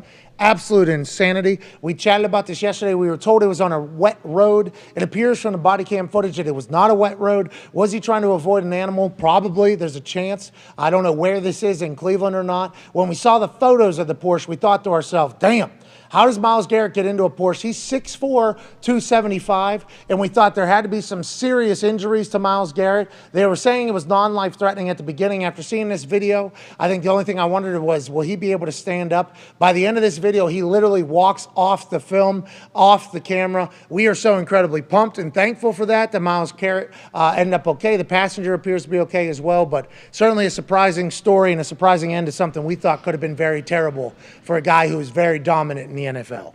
Well, I'm sure it was super scary for him. Like, you know, anyone that's even been in a minor wreck, like it's crazy. Geez, that was violent, even if it's not like a high-speed thing. But he rolled that car multiple times, right? Yeah, multiple rollovers. Jeez. We talked earlier about his mind as that thing's rolling. He's thinking he's dead, right? There's has to. There's that thought. And to your Have you ever rolled a car? I've never rolled a car, especially multiple times. I spun one, and I spun like two times. Well, that was tail whip, and there was different. There was a pothole there. That was a control. And then you tried to go in your house and tell your future wife, "I'm sorry, I'm too embarrassed to talk to you." Yeah, can't be around each other anymore. Sorry. Good run. I don't know if this is the universe telling me, like, probably not the right move, but I also know I don't want to talk about this every day of the rest of my life. Right. So just crash my Shelby. Yeah. Get your stuff out of my house right now. No, it wasn't like that. It was hey, I'm not sure we'd see each other ever again. Sorry about it. I'm going to get out of here. And, you know, Shelby's been fixed. The tree was removed. Pothole has not been fixed, though. That thing is still sitting there waiting for me. I used to be really comfortable with how I could drift that particular vehicle and other vehicles, too. I grew up in a driving family. You know, I'm pretty good with floating gears. You know, I'm pretty good behind the wheel. I feel like I'm a good driver, solid driver. If I was smaller, I would attempt to become an actual professional race car driver because I don't think I have the fear that some people have of going fast and like being worried. I enjoy driving. So when I got that Shelby 660 horsepower to the back wheels, you know what I mean? It's hard not to and drift that thing. And I had a little roundabout in front of my house. So it was almost perfect. Yeah. Had to do it. How is that house doing? Still standing. Raccoons still surviving. Hell yeah. There's an office over there on that property that's still used like daily. So it's, it's still up and running. It's still doing its thing. Just haven't lived there in a bit. I'm not sure if anybody took the black mold out. And by that, I mean, I haven't hired anybody to take the black mold out. So it's probably you walk into there, it is a little toxic and nuclear. You should not do that. But you live and you learn. You grow up. And I forget what I was going to say. Oh, yeah, the fear, though. The fear whenever you're having one of those, like Myles Garrett, when he's sitting on that ground right there, we're seeing a moment where I would assume with some part of his brain, he's like, I can't fucking believe I'm still alive right now. Yeah. And if he plays this weekend, I'll be absolutely amazed. I'll be so impressed in the mental toughness of that We're happy that you're okay, Myles. Yeah. Baby Myles. We're happy you're okay, Myles. I think Get him into Russ's truck, man. You're not going to roll that thing. Yeah, Russ's big old truck he showed up at training camp in. Russ only drives that in his own jersey, you know. So, That's right. But he walks over through that little the grass area there that is not easy. That's fucking unbelievable to me. Yeah, wild. It actually is. It's very surprising. We're very happy. Seems like the passenger also good. Some more stories. Jameis Winston might not be playing this weekend against the Vikings in London town. He missed practice yesterday. Now, is that because they're traveling and they might just be giving him a day off? Or is it because a couple weeks ago he fractured 4 vertebrae in his back when he said everything hurts, everything's pain everywhere? He did that entire thing. He has played 2 games since then, so I don't think we've talked about it that much. But Jeff Duncan is reporting, looks like the Saints are preparing in case they have to make a change at quarterback. Jameis Winston was not at practice today. Andy Dalton took the first team reps at quarterback with Taysom Hill receiving reps as reserve quarterback. This is different than past weeks where Jameis might have gotten some time off. So is Andy Dalton the red-headed wonder about to lead the New Orleans Saints, which is a very good team because Jameis is injured? I guess TBD for Sunday morning in London town, AJ Hawk. Yeah, this is why they signed the Red Rocket, because you could throw him in there if something happens to Jameis. Now, obviously, I don't want anything wrong with Jameis. I know the dude's a warrior and fighting through a lot, but hey, it's a good deal. Andy was a great starter for a long time in the NFL, man. It's going to be he should be in good hands. And I think we are 2 guys that might say positive things about Andy Dalton in the microphones on a regular basis about Andy Dalton because we've met Andy Dalton. We probably like Andy Dalton. Now, you know Andy Dalton a lot more than me. I've only known him a little bit. Seems like I like him. I could say fuck Andy Dalton at any moment. I don't know him that well. I thought he was supposed to come on the show. I don't know him. Yeah, but he just got named starting quarterback, I believe, for the Cowboys at the time. So I have I've done like, okay, you got it. I don't know if the last couple of situations he's been in are necessarily the best situations for us to judge him in. Now, his teammates not helping him up off the ground when he got decapitated tells me a lot. Almost too much. Makes me think like, oh, people hate this guy, or maybe they didn't know him enough. But maybe with a team around him, Andy Dalton has shown in the past that he can win some fucking games. Sure. That's like 6 years ago, but maybe he's able to do it with this Saints squad that seems to have guys everywhere. They just need to go make a run. And that's obviously, we hope Jameis is okay. Yeah, hope Jameis is okay. I hope he plays. Taysom Hill, I guess he just stinks now. I'm glad that whole entire ship has sailed, supposedly. Andy Dalton is no longer the Red Rocket. I feel like we have seen what Andy Dalton was in the past few years. And the new Red Rocket is Cooper Kush. We've said this. We've seen him playing. He is the new Ginger Jesus. We're not talking about Andy Dalton winning games anymore. If anything, I'm excited this weekend to see what Kirk Cousins and Justin Jefferson does, and if there is some sort of new London gritty. I don't want to watch, Andy Dalton slate the pigskin. I want to watch Justin Jefferson scoring touchdowns. You want a little London gritty out of him. Exactly. Something new. A teacup or something. Yeah, what is what do they do over there? Tea and crumpets. Say grit tea and crumpets. Got to figure out. Crunkets. Got to figure out what crumpets are. What are those? Like Crumpets, bread and I think biscuits? it's like a little biscuit, I think. There it is. Like a little biscuit at tea time. If I'm not mistaken. I've actually never had any crumpets. Where's that guy from? Where's this particular gentleman from, Tom? Pretty much anywhere in England. I don't really know the different, I thought shaking up about the Queen? I thought the Scousers had a little different accent, don't they? The Liverpool lads? Yeah. There's a stigma. Yeah, they talk a in little. this world. They talk a little different, I think, than the rest of England, right? I think there is little local, regional dialects of the English accent. So you're saying this particular gentleman that you are talking as right now, from everywhere? Yeah, from wherever like Michael Caine's from. So maybe like the English countryside. Again, I don't really know, any fucking cities in England outside of London. So Birmingham, Manchester, Stratton upon Avon, which I believe is where Bill Shakespeare's from. William. Yes. What's the Ango guy? Where are they from? I believe they're from the West End of London. Okay. You're the best. Big game in London this weekend. Huge. I do wonder how that Vikings team will do against the Saints defense. The Vikings team's been like this, Debo. What are your thoughts on that how that matchup will fare? Hey, they've been adjusting. Defenses have been finding ways to slow down 18. Jefferson, Okuda did a good job on them last week. We all saw what Slay did to him on Monday night. And now he's got Marshawn Lattimore, who's one of the best in the business too, and obviously Dennis Allen. So you like the Saints defense maybe against this Vikings? Yeah, but if Andy Dalton's out there stinking it up, they can be out there for 90 plays. So stinking it up. That's not what Andy I'm just saying if he has a chance to go out there and light it up too. AJ, how about this guy? There's a new Ginger Jesus. Fucking step out of town, Andy Dalton. We got Cooper Kush here. Yeah. It's not as easy as that. No. AJ, is it? Hearing Connor say that made me feel much better about the game the Red Rocket will play, because the Red Rocket knows he's got a chip on his shoulder. Like, hey, there is the King Ginger in this league, and I'm still that guy. And he wants to prove that if he gets in the lineup on Sunday. Would like to let all the Gingers know I got red in my beard, so we're allowed to talk this way. That's right. Yeah, me too, actually. Sorry about it. I got red in my beard too. So don't My come beard's after like us. orange. Because it does sound a little, because there can only be one redhead. we're Harris. saying. Right. Yeah, it is a little Harris. That's the Irish in us. Exactly. Nick gets it. All right, thank you. Also, Speaking of all that, hope life's good, Don. We miss you, Tone. Miss you, Tony. Good Irishman, that Tone Diggs. Oh, he is. Truly. Great Yeah. Irishman. Yep. Great Tony Irishman. McDiggs. Tony O'DeGilio. Tony O. McDeGilio. That's right. He's a great dad, I bet. Oh, I'm sure. Crushed. Oh, yeah. He's rolling on the ground, making little baby noises. I bet he's awesome. And I assume that the iPads are still set up for all the games Have to be. while he's doing this entire Punt thing. winners. Said you don't have to. He did tweet, I think, on Sunday or maybe last week. Don't have to wake up and hunt winners if you never fall asleep. Pretty good. She's got him up all night. All right, let's take a break. In the next hour, I believe we'll have Everything DB. Here we go. Let's go. We'll have Everything DB at some point. We'll have to cover some of the, awards of the week. I believe we're about to run a little, all the winners from this past week's contest. So Hell congrats to everybody that has won. We can't take calls. No. If you have noticed over the last couple of days. But we can take tweets probably. Yeah. Yeah, I was. So use the hashtag What was it? Ask PMS. PMS. Just use the hashtag PMS Live. Here we There go. we go. It's on the screen. Yeah. Use the hashtag PMS Live. Send in some questions. We'll get to some tweets from around the Twitter world because we can't take phone calls in the next hour. Everything DB.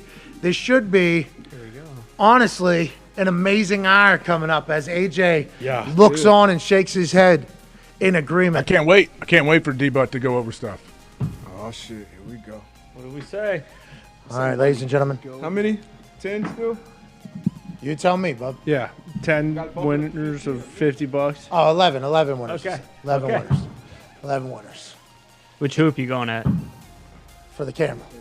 I don't know. You weren't even close. Kind on of a that. Billy Ho move, turned a snap back backwards here. I believe this is a good indication of what's about to happen. When Darius makes this, we will give 11 people who retweet this video $500. Now, you have to put your cash tag in there and reply to this tweet with saying something nice to somebody because there's too much negativity, isn't there, AJ? Too much Yeah, negativity. way too much. Way too much. You think he's going to make it, AJ? Honestly, D-Butt will drain it. Yes. Okay. Going into First hour one. 3 on this Wednesday. This guy is, he can only He's make dialed in fake now. shots. Now he has it. He's dialed in now. Here we go, Diva. Yeah, Here we he's go. been dialed into the air ball for the past 2 weeks. Now he's overthinking it. No, just put the ball in the hoop. You're a shooter, dude.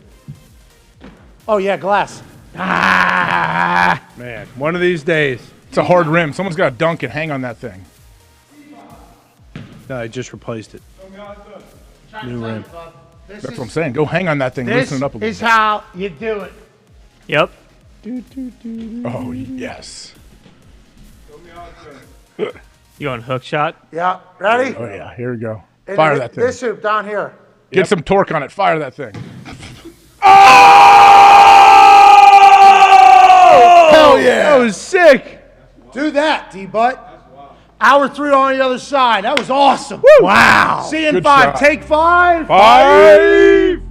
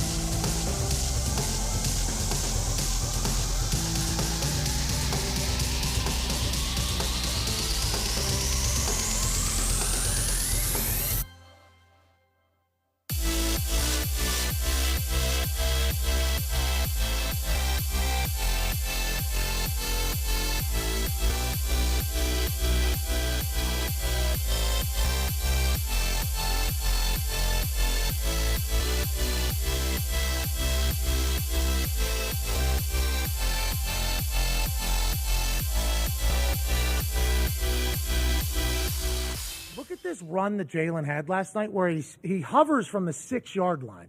Now, score of the game 14-7 second quarter. This is about when people are about to start fall asleep last night because there was 2 games on. It was very late. Great blocking by Goddard. Gets tackled. He said, from like the 5. And everybody started pointing out, this is why I do 600-pound squats. This is why you do this. This is why you get a guy who's an absolute fucking dog. Like, there's a lot of people that maybe go down here, especially at the quarterback position. Jalen Hurts says, nah. Just like I was run out of Alabama and people thought I was going to stink. I'm going to hover into the fucking end zone and put this thing in its full 2-score game. This Eagles team is electrifying. They're fun to watch. Defense got a bunch of swag. And hopefully Sirianni will have more press conferences. But what's going on here is that there's growth under the soil. I put a picture of a flower up, right, and that it's coming through the ground, and the roots are growing out, and the roots are continuing to grow out. And on the flip side, the Vikings might be completely dead. We have no idea what to expect from them going forward, and we should remember that when we're placing bets. Yeah, absolutely. I definitely do think, although Kirk Cousins won on primetime and won a playoff game, can't go betting on Kirk Cousins in primetime at any other point. The Eagles, it feels like, though, with them having an unbelievable D-line, unbelievable O-line, and Hurts running like that, it feels like they're a very complete team, too, just like we were talking about with the Bills. Like, sure, you could say, oh, well, Hurts, he just tucks it and runs. He had like 330 passing yards yesterday. Like, they can beat you in multiple different ways. It's fascinating to kind of watch teams settle into what they are. Yeah. Like, who's what? Do you ever think about dabbling more on the internet? I know you don't really do it much, but never. you are beloved on there, Chuck. Hey, Pat, never going on the internet. Chuck! Never go. No, because 2 things. Number 1, once you're successful, I always say, being successful is like being the homecoming queen. All the ugly bitches hate you. I mean, that's the truth of the matter. When you're successful, you're going to have built-in enemies. And then the more successful you become, the more enemies come at you. So I don't want to give them access to me because I'm not that guy. If you say something mean to me, I got to say something mean back to you. When I was younger, I used to fight all the time. I'm too old to fight now, but I can still verbalize some insult. Yes. And like, let's say if I'm out drinking, because people know I like to drink. If I'm drinking my vodka or some tequila and you insult me, there's a 100% chance I'm going to say some shit back at you. And the problem with being famous, Pat, and I don't like calling myself famous, but it is what it is. Yeah, it's 21 People can say anything they want to me, and nobody gives a shit. But the first time I go crazy on their ass, I'm going to get crushed. Yeah, you're not classy. You're not professional, obviously. Yeah. Be a so gentleman. I choose not to let people have access to me in that situation.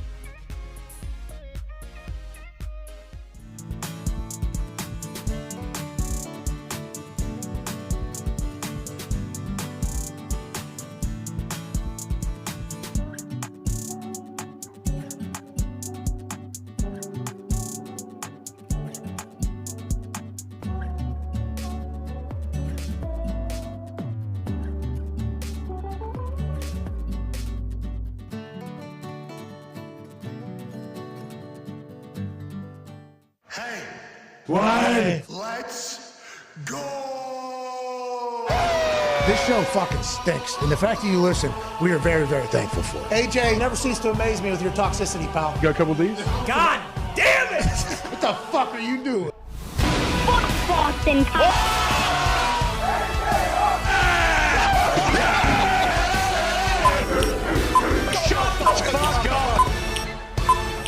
Hello, beautiful people. It is Everything DB Wednesday, September 28th, 2022. Hour 3 of this dumb sports show starts right now. Football is here, and football is what we chat about because football is currently dominating all of the conversations. To my left, your right, ladies and gentlemen, a man who's a college football national champion, a Super Bowl champion, a Ryder Cup champion, a COVID survivor, a man who used to tackle with his face and has 0 documented concussions, AJ Hall. Hey. Great to be here, guys. He didn't say football, so that's a lie. Well, I can't. It's a weird delay now with everything going on. I don't want to jumble it because those guys are so on point. And I don't know. I did hit it perfectly one time when I was in studio on Friday, by the way, with Ty. With the new one has been. It has taken me a couple to get used to it. I missed it this time. First two, I did hit it. It is a different ride, different rhythm.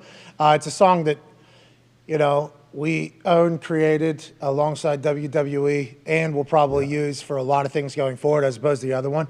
Some people were pissed about the change. Really? Pissed about everything, but pissed about the change of that for sure.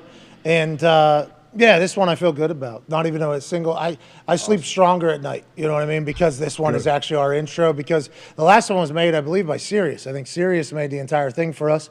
And although we talked about this a little bit earlier today with the Talks the Table at Boston Connor and at Ty Schmidt, and joining us live on stage like he did last Wednesday. Will also be with us tomorrow at Darius J. Butler.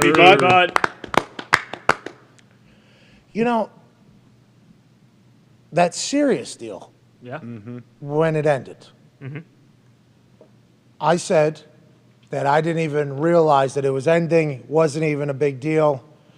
No, let's not. Honestly, more power to them. Hope they're good. Hope we're good. Zero emotional interest in it. Who cares? Legit. Yeah. We were lucky to be on there. Felt thankful to be on there. Honored to be on there. But if the business wasn't going to continue, the partnership wasn't going to continue. Like, it was literally no extra thoughts for me. We have a lot going on, obviously, as everybody has kind of seen now. And as a stooge of a human, that potentially was something I was like, all right, if we extend it, cool. If we don't, not that big of a deal. I understand. We don't really talk to anybody over there. We'll kind of keep it moving. Yeah. People said, there's people that said we were dead whenever that happened. Sure. Why is that, you think? Why did that happen? Howard Stern's on Sirius. Conan O'Brien on Sirius. Bingo. True. Mad Dog on Sirius. Yes. There's a lot of great legends on Sirius. Gabe Morency. What's the demo? What's the age demo that claimed it was dead? I don't know, but we're looking at our numbers for our show, and it appears as if the right business people are telling me that we're dead. We were dead. And strictly business-wise, we should have never went to Sirius is what it's like. We probably get introduced to a new crowd of people, great people, which, by the way, thankful for them. I got a chance to chat with them at a couple different events. People say, listen to you on Sirius. Just at Clemson the other day, at Tennessee the other day, there's a couple truck drivers that stopped and came up to the set, and they were like, listen to you every day in the truck. Now I do it on YouTube, though, but I appreciate you or whatever, really. That's how they learn. So we're appreciative of the platform. But business-wise, us only being in one area is like, it has turned out to be really good. We have no idea why anybody watches the show, but it seems like the number is growing on a regular basis. And we've had some bad shows as of late. So we appreciate the hell out of you guys doing this. But business-wise, it's interesting to kind of ride the waves of this whole thing with, making the decisions and us all being a part of the conversations, seeing the reaction from people who are smarter than us.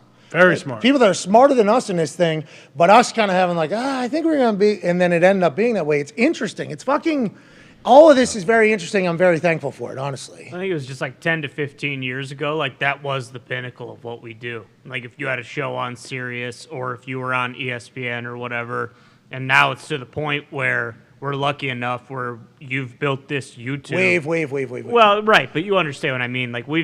We've built this YouTube platform where you're not reliant on a third party. Yep. Yeah, exactly. It's awesome. You make all the decisions. If we move into a Thunderdome, exactly, probably 2 weeks early. No matter when we move into the Thunderdome, probably 2 weeks early. Exactly. Because we're going to find things out as we go on the day-to-day. But, that ability or making that change or that move, that we have so much nimbility because of the amazing people that watch this show. And I will, always be thankful for it.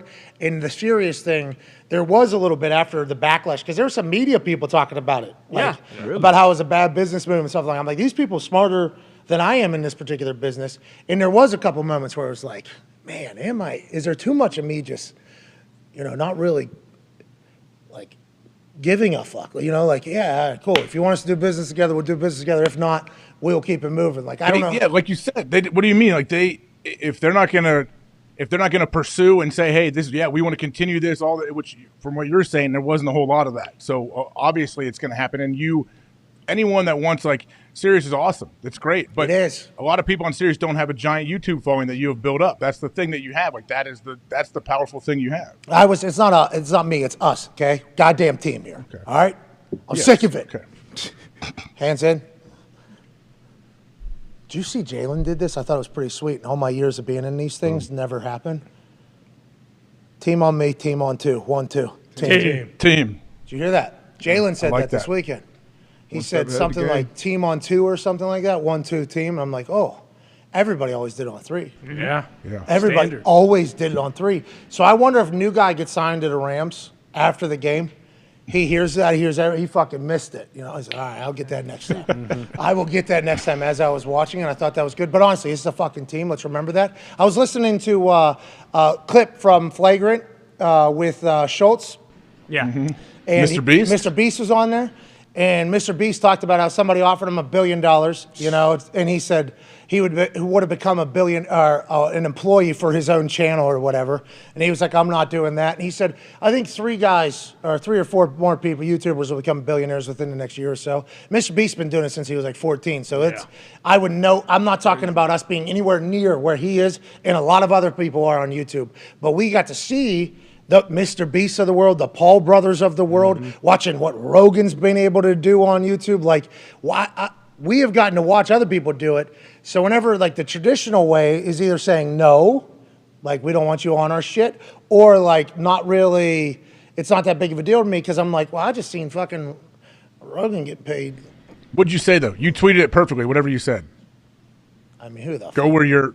You said something about go where you're appreciated, not tolerated. Celebrated, not tolerated, yeah. Great tweet. Feels like YouTube is the place, though, man. It Well, really I think, does. like, I mean, this is just from my perspective, but Sirius is live audio. Like, video is just kind of like a second. Like, they're more focused on, they want the satellite radio portion, and podcasts is what they really push for. So, like, when we went to Sirius, we had to change where we were uploading the podcast. We went onto their platform, and that's really kind of all we lost when we left there is, hey, okay, so we're not posting the podcast to their platform anymore. We're just going to go back and do it to the way we did it before. And if you consistently watch the show, you know, like, it's meant to be watched. Yes. It's not necessarily, it's not. We love it. Hey, we appreciate the people that listen to us as a podcast. Absolutely. But we have told them openly, you're missing a lot. Yeah, you're not watching. I think but some people can't watch. Exactly. But I So- think of that way, like when I'm editing the podcast and we have like everything DB, it's like,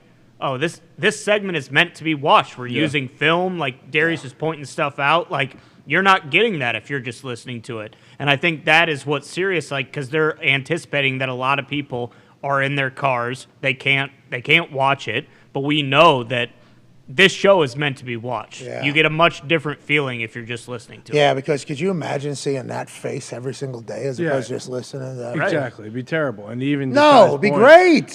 But to Ty's point into what you just said, like even the people who are just listening on Sirius who are truck drivers also can still listen on YouTube. And when they have some time when they're either stopped, you can still watch it, but you still get that same effect of Sirius with YouTube because it's very easy to just plug your phone into your car and then just let the tape play. It was interesting, though, man. Like, when people started saying that, I was like, first time I've ever been like, they know a lot more than I do, but they don't know this world, though. Maybe they do. They're supposed to, at least. They talk about it. I started doing that, and then this Thunderdome becomes a nightmare, you know? Yeah. Then game day's happening in the middle of all of it. It's like, there was a lot of like, oh, what the fuck is this show going to look like in 2 months, let alone like right now? Is this going to work? And we're very thankful for everybody that watches. And I'm very thankful for everybody that works here because there's been a lot of hard work taking place for all of this. Even the guys that come in, they've been working their ass off for here. AQ, like, he has notebooks filled with shit that he wants to do. Darius, same exact shit. I mean, what Darius got going on with NFL Matchup, the investment from everybody into our building and into the show, I'm very thankful for. Hey. Oh, yeah. Team on me. Team on 2. 1, 2. Team. We did it. All right, let's talk about some shit. Did not expect that to happen, but it did come up in conversation earlier. Happy we had it. Let's move on. 17 minutes into hour 3 on this Wednesday, September 28th. We got a big-time matchup tomorrow night as the Cincinnati Bengals debut their white tiger costumes. Hell yeah. The Miami Dolphins are traveling up to Cincinnati to make some magic, hopefully, on Amazon Prime. time football with Kirk and Al. Right now, the Dolphins are underdogs. 3.5 points are getting on the road in Cincy with a brand new uniform, brand new jersey. Does feel like it's a little bit of disrespect if you're a Miami Dolphins fan, which Darius Butler is. What do you think? They think they stole that win against the Bills last week? They're not as good as everybody thinks it is? Is that what you think the sports books are saying, Darius? Maybe they think Tua's questionable with the back and ankle injury. Maybe. I mean, I don't know. 3-0, got to win when the other team played 90 snaps on offense. You still got to win. So offensively, our guys, Ty Hill, Waddle, those guys should be fresh on the short week. So I don't know what the hell they're thinking, but I'll take it. You'll take the 3.5 on the road. Already making the pick. Yeah, why not? You know. Well, and the Bengals' only win is against the Jets too. Yeah. What's that, AJ? Like the Jets right now have not shown to be a juggernaut. I know Zach Wilson is coming back. Oh, whoa. Yeah. Zach Wilson's back. There we go. He's back. For sure, he's in. He's starting this week, right? Well, I don't know. The one tweet we saw, it just said, it's confirmed. Zach Wilson is back. Yeah, he's back. The other thought with the Dolphins, too, is he's bouncing around book club to book club, looking for mom to do his thing. He's stronger than he's ever been.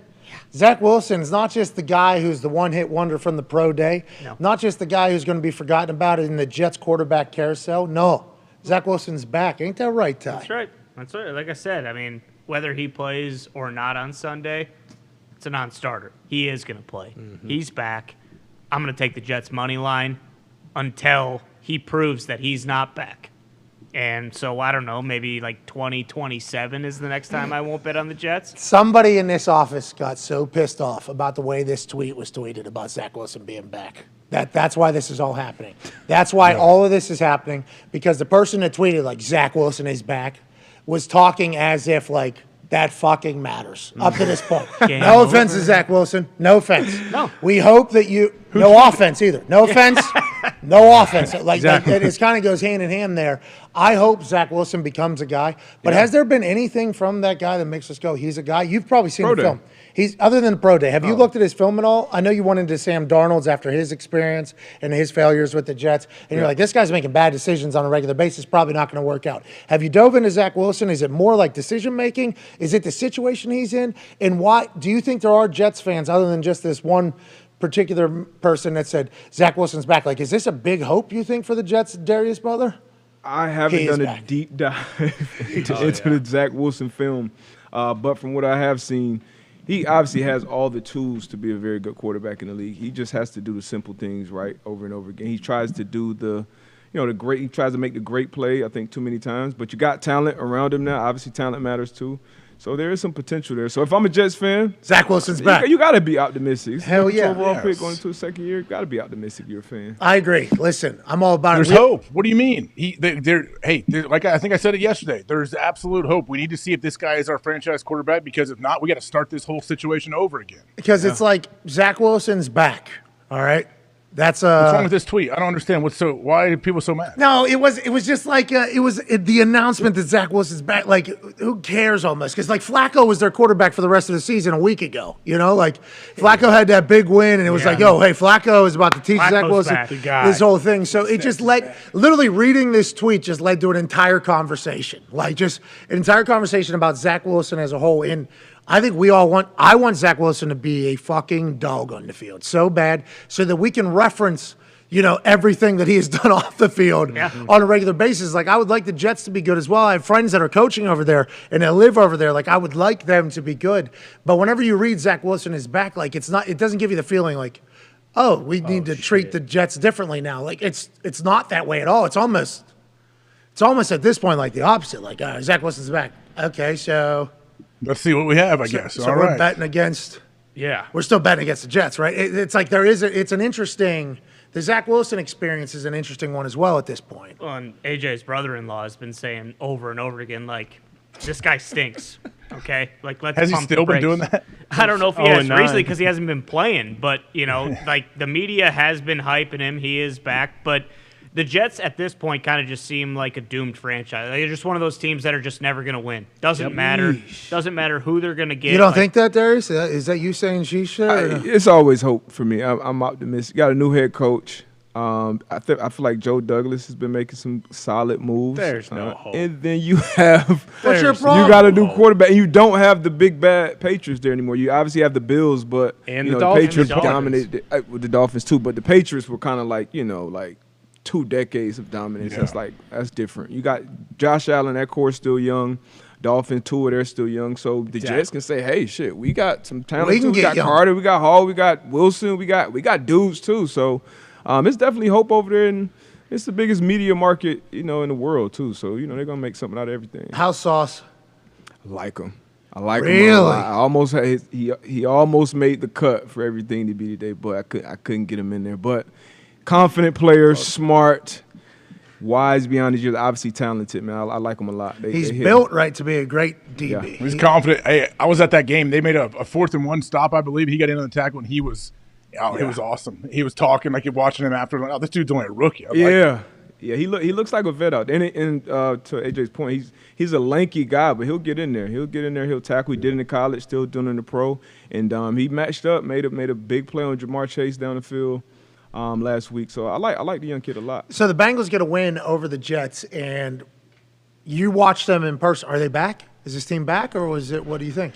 They have players. They legit have players. I was sitting there talking to lifelong Jet fans about that. Like, is there hope? What do you guys think? How do you feel? They've been to games for 25 years. That's why he's putting over Zach right now, because he's got friends now. Yeah. Remember, he spent the entire weekend. No. That's right. I was trying to ask him. I was trying to say, hey, do you guys, we is it all doom and gloom around here? Or do you guys just say, like, oh, man, when are we going to lose? Like, how many games are we losing this year? I wanted to know, like, what's your feel? Like, are you positive? And they're like, well, if Zach's a guy, then yeah, we have a lot of hope. But if he's not, I don't know. I don't want to do this again. Like, they need to win. They want to win, like every fan base in the NFL. So they're still at the stage of not knowing. Zach hasn't really gotten a real shake at knowing, so we should take the same thing. Maybe. Or let's maybe look back at last year and say, okay, the highlight of the season, Mike White was quarterback, and they beat the Bengals. He threw 400 yards, and then we could possibly be, 10 weeks from now looking back at the Jet season and say, yeah, when Joe Flacco beat the Browns and they came back, that was the highlight of their season again. First time in 2,600 or 551 games or whatever. Yeah, so there is a chance that Zach Wilson absolutely stinks, but I guess there's a chance he comes in, balls What's out, your problem? Zach is back, dude. The Jets fucking suck. I'm just gonna plain and simple. Yeah, you're a they Patriots suck fan. forever. Have to say that. But I could say that about the Bills and the Dolphins, but the Bills and the Dolphins are actually good. Like, as a Patriots fan, I think you can realize when teams do turn it around. Oh, because you guys got to see greatness for a long time. Well, that and, like, you also saw the dethroning of what the team was and what the organization was for so long. Like, you also know what's terrible football. And the Bills and Dolphins are, I wouldn't say the Dolphins are there yet, but the Bills are the top tier of the NFL, one of the best teams in the league. And the Dolphins are right behind them. We'll see if they can go behind the whole year. But I don't see why they wouldn't. Yeah, they play this week, and they also ran. They had. Hey, Darius, they had Darius. 90 plays. Dolphins are 3.5-point dogs. They didn't have their two best players on defense too. Darius, straight face right now. Straight face right now. Yeah. Worried about the Bills at all, or do you think that was just Dolphins win that game somehow? No, not worried about the Bills at all. Long term, they'll figure it out. They'll get healthier. That's what I think. Yeah, they'll be all right. But the Dolphins, shit. They're 3-0. They're doing what they're supposed to do. Like, what are we doing here? Yeah, they can't get any better, I guess, than right now. And what if they go on? What if the Dolphins are just a new powerhouse team? I think they can be. You think so? Just new standard? Like How Jackson. are they 3.5-point underdogs, though? Why are they 3.5-point underdogs? Their defense played 90 plays, and it's a short week. And the Bengals have a pretty good offense. Somebody's got to know something right there. Somebody's got to have a pretty good feel there. Is Tua playing? Is that a question? And That's probably the question, because they said, they put out the, the mock injury report. If they were to practice, would he have practiced? They said no, he wouldn't have practiced. So who's giving those answers? GM? Probably head coach. I think Mike McDaniel. McDaniel said the other day they weren't sure yet, but they'll know well before the weekend. He said it was going to be like a Thursday type of thing. You'll probably know by. Is that because McDaniel wants to be able to prepare with whoever's Teddy B? Whoever's Wait, going to be no, the they guy? play Thursday. Yeah, they play Thursday. Or sorry, Wednesday. Today. Yeah. So hopefully Tua's playing. All right, we saw Tua come back from what he came back from, the back spasm. Yeah. He's going to be out there Thursday. And to your point, we played 90 plays on defense. But, this defensive front for the Dolphins and what the Bengals have shown up front offensively, Josh Boyer is bringing the fucking house early and often. There were We're some gonna have to names. figure There it were out. some names on that D line. Wilkins, he's the Wilkins Dahn one. grabber. He's not scared to get in Paul. Ingram looks like he's playing, from like Yeah. 2015. He's getting, multiple sacks every week so far. He looks unbelievable. And I don't know. Single digit. Obviously, the Bengals O-line didn't start off 6. well, but let's keep in mind it was T.J. Watt and then Micah Parsons. I don't know how they did last week, but I know they did better than first they did 12 snaps or whatever pass plays, 0 sacks. Yeah, I know they played. That better. hadn't happened that in like fucking 6 games for Joe Burrow. Yeah. Yeah, it's not an accomplishment. You go 12 plays, not giving up a sack. You 12 pass fucking plays. cheer. Yeah. You Pass cheering plays. 12 for pass that. plays. It was a highlight. It was a highlight on the screen. I looked at the screen. I'm like, I wonder how the Bengals-Jets game's going. And they're like, it's been 12 pass plays, and Joe Burrow's not been sacked yet. I'm like, must be going good. Seems like it's going good. That became a real thing, dude. Like, Joey Burrow fucking dying. That Bengals defensive front, though, they'll get after Tua as well, though. They're going to want to test that back spasm for sure. Absolutely. Is that what you think it was? Is that what you heard it was? Back spasms? You look into that a little bit more? I didn't actually really look into it, but I absolutely would. I cannot believe that the doctors, anyone would ever mess with anything when it comes to like head injuries, concussions, not only for health and safety of the kids, but they don't want to get sued down the line. Like it's all. I don't think there's any foul play involved in that whole situation. I still don't know how it happened. I don't understand it, but I don't think the Dolphins people are trying to screw Tua over. I wonder if it's like pinched nerve. Do you think it's a spasm? Like, what do you think I wonder. Like right here, that maybe see that right there. I guess that made me think it could be a back thing that shot down his leg. Yeah, and just like kind of took him out. But how he's like shaking his head, and that's what's weird. Well, and also in the hit, his head. Actually, he might be saying that. They're like, "Hey, your head, go down." He's like, "No, it's my back." Maybe that's what he's telling him. Well, that's what McDaniel said. McDaniel said that Tua got annoyed. Yeah. That people were like, he's like, no, my back hurts. And they're like, we're going to have to run you through a baseline test. My fucking back hurts. My back. Hey, can we figure out what's there? On my spine right now, there's something pinching. It'd be great. Let's get through the baseline, okay? But yeah, okay. Now, right here, though, it looks like when your leg, something shoots down your leg. Oh, yep. I've kind of had that before. Like a pain out of nowhere. Yeah. Oh, dead leg. Oh, got to go down. And then now him holding his helmet. Yeah, and his hand's going right to his head after the hit, I think, is why the assumption was that. Could have had a big-time hit. Absolutely. Could have had a big-time hit, not get concussed. Yeah, back of the head, too. Do you have like and back happen. A pinched nerve or something in your? I mean, like look at the Darius Leonard stuff. Like he thought his ankle was fucked up all season, and then it's like, Did actually surgery. you have a back problem. It has nothing to do with your ankle. It's your back that's causing your ankle to hurt. It's wild. Hopefully he's healthy. Hopefully they're able to fix that. I don't know how you do it. That would have to be maybe a pliability. Yeah. You get a deep Get an massage elbow on in there. A deep massage in there. Is that what's going on, AJ? How do you fix that, I wonder? I have no clue. Yeah, what can you do so it doesn't happen again? I think you put some icy hot on her. That's right. Sure. For sure. Copper fit. We got Tom, the Bucks are down there, right? So Tom and AG should be down there. They're Alex gone Guerrero already. over Nah, there. Are they left? The Miami team got out, so they no complications to get there. Allegedly, I think, right? That's No, what yeah, they took off today. Okay. We'll which is figure it out. normal. One for will be Thursday out night there. game. Yeah. A little earlier. All right, let's get to some Twitter. Actually, let's get to a break, and then on the other side, we'll do everything DB. Hell yeah. Let's get better at football, huh, AJ? How about Let's it? do that. Let's get smarter. Why not? We've been doing a lot of that, haven't we? Yeah. Every I single feel like, day. especially when you have that, you can spotlight people on the man, this telestrator shit- and everything. This shit is sick. I think he's using the Yeah, telestrator this this shit time, is too. Sweet. Jog that wheel so you can run it slow mo too, Pat. Who's shooting DB? Yeah, it's going on. On D butts. Call it shooting. Ladies and gentlemen, before we... Connor has a bad back. He slept on a couch this weekend. That and if it was my choice on the giveaways, be 10 people, $50. All right, 12 people will win $500 Here we go. if the host of Everything DB, which we will be watching on the other side of this 5-minute break, where he will break down defensive back and secondary play from around the NFL that needs to be spotlighted and make us all better at football analysis and betting, hopefully. If he makes this shot, we'll give 12 people $500 who randomly retweet this particular video live from the Thunderdome. Darius.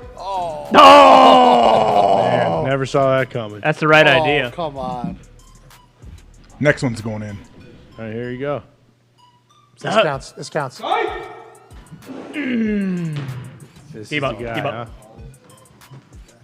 Dahn. Oh, yeah. Oh, yeah.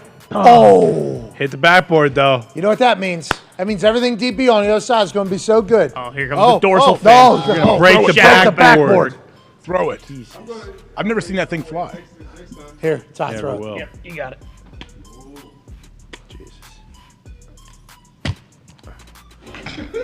That's the problem with it. Sucks. It's like remember the old vortex that you could throw 1,000 yards? It's That not. thing was It's awesome. not It's not the like old that. vortex. This is like a chode, like a little chode scrub vortex. It is. That's exactly what it is. The chode text. It's kind of like if you took like a brick and put like a thin piece of, I don't know, like rubber around it. It's not great. Okay. It looks like a PCP putt. And Nice anchor. you can't be this close to it. You got to really fucking. Why don't you try to fire it into the hoop then from there, Pat? Can you try? It'll break the He back. doesn't want to shatter the backboard. Oh, my bad. Yeah, that thing. I heard it whistle. I think Yeah, that's why. Right. That was actually a great spiral. That was good. he broke They the sold Probably it out. never going to throw that again. leg. Yeah. Hope everybody's okay. Oh. All right. Oh. Redemption? No, it's you. It's your day. Yeah. Come on, you got Hold on. This is the one. Ladies and gentlemen, the man that you are seeing standing in the middle of this stage is one of the greatest athletes to ever walk this planet. 9 years in the NFL at corner, nickel, What? and safety. What? The most athletic positions in the most athletic sport in the entire world. Yep. He played all of them at a high level. Heady guy. Could have played in the NBA probably. Could have played in the NBA. We watched him play in YMCA's and LA Fitness. He fucking hangs on people's faces. Could have been a Formula One driver. Absolutely. Great driver as well. If he makes this shot right here, 5 minutes before Everything DB, which he hosts as well, where we get smarter and learn about secondary play around the NFL. Every time. We will give 13 people My God. $500 who randomly retweet this tweet right here. AJ, do you have anything to add to that, pal, about how great of an athlete this man is? I told you, he absolutely could have played in the NBA, probably could have played in Major League Baseball if he wanted to. That's the type of athlete that we're talking NHL. about. And that's why whenever he steps up to shoot from this stage on his first try, and it goes in, We know. 13 people win $500 who retweet this video and reply saying something nice to somebody and their cash tag so we can pay you on Cash App. Ladies and gentlemen, Darius Butler. Called the bank.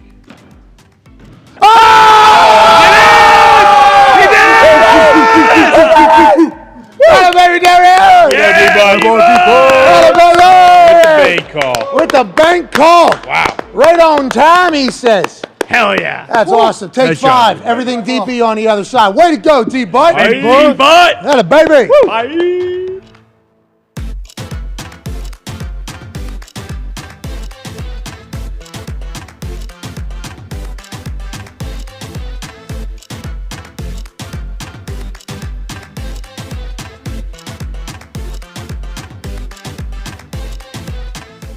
Just use the word drug, right, to refer to ayahuasca. You know, I saw a few articles people sent me about us doing the tea celebration. I just want to stop you there right away because the reference to ayahuasca or even marijuana, putting the tag drug on them, is a manipulative word that creates a bias against those specific things. And it happens all over society, right? Think about the word fat and sugar when it comes to food. Fat brings an image of unhealthiness and maybe obesity, death, where sugar is sweet, right? Sweet is kindness. Kindness is loving. So we have these two words that couldn't be more opposite. Fat, you know, high fat foods are actually usually pretty good for you. Foods with high sugar are terrible for you. And sugar, you know, you cut sugar out of your diet, and it has an immediate impact on your cells and your body, especially if there's, you know, cancerous growth in your body or precancerous growth. Sugar, not good for you. Fat, you know, most, you know, fats are pretty good for you. Drugs, you think about drugs, you start labeling, you know, marijuana a drug, which is a plant, ayahuasca a drug, which is a plant, psilocybin a drug, that's a fungi. Also comes from the earth. Then you think about medicine, right? What is medicine? Medicine is like, oh, you know, I'm going to take my my daily medicine, my aspirin, that's a drug. Cough medicine, well, that's a drug. That's not a plant. Those are drugs. Ayahuasca is not a drug. It has properties in it that have hallucinogenic abilities, but it's not a drug. We're talking about plants here. I think it's a very important point to make, and this is how words are used in our society to create a bias against certain things. And I do think that's important enough to go on this ridiculous tangent that I went on. No. To remind people how Not words ridiculous. are used. Not ridiculous. How words are used to create bias in certain situations. Those bias create fears, and those fears prevent people from doing the research themselves or looking into it or having their own idea or truth about a certain situation. Hey, great tangent. Let's really think about the words that we use, because words are spelled for a reason, because they cast spells and create energy around positive and negative associations with certain things. Okay. Didn't get the last part, but everything else valid. We're talking hockey. Roldy and Rupp are talking hockey. That was the first time I found out it was Mario Brothers. That's all. Growing up, like everybody called it Mario Bros. You know, that was just. Once you're called the fucking king of New York, you didn't feel like you had to dress at a higher level. What I love about New York is however you want to dress, however you want to, who you want to be, you just blend in, and it's so comfortable. This is an organization in Arizona that wasn't paying their fucking bills earlier in the season. Again, he's not trying to square off with cats because no one.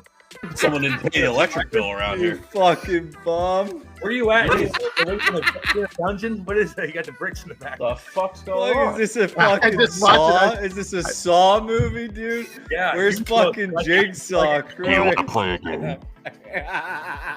Hey, boss. Thanks for talking. Hey. You said you swept the stars. That kind of shut me up. For the rest of the show. Not one of my finest moments or proudest moments or whatever you want to call it, but I tell you one thing. It's infamous in the sense that I go into schools and young kids will come up to me and they go, "Oh, you really gave it to Bellows." And I got to, oh, kid, Yes. you know, that was computer generated. Get into the Blues alumni kind of unofficially / officially. They gave me one of these bad boys. Oh, look at that. Got you one of I feel these. pretty. Look at that thing. That's What? What? We're winning the fucking Stanley Cup.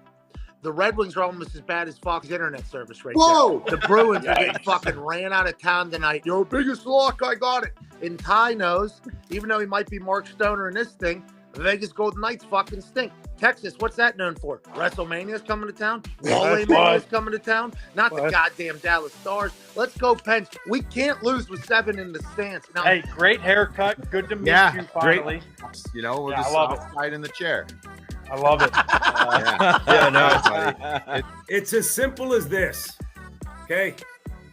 You gotta have fuck you in the game. Oh, yeah. And if you don't, you're missing something. I said, sir, if I could just speak up on his behalf, this is like the second greatest player ever. And Mario turned and looked at me and goes, second? Behind who? All 4 of those guys aren't rolling, or it's not enough to win one round. This is supposed to be a team good enough to win a cup. We're talking about one friggin' round. Aaron Burrows told me, and he said this to Henrik Lundqvist's face at dinner. He goes, "Henke, you know how they did the renovation at the Garden for $1 billion? It's all you, bro. It's all you being in the net. $1 billion renovation at the Garden, paid for in 5 years. It wasn't because the Knicks were in the playoffs. It's because the Rangers went on all those runs, and the stud on the team, among several, was their goalie, Henrik Lundqvist." Gino, honestly, he's one of the funniest guys you can be around, and he probably busted my chops more than anybody. Why are you so slow? You old. Like, he would look up, like, my old contracts and be like, what? No, you're no good. Thanks for having me on. This was good hockey.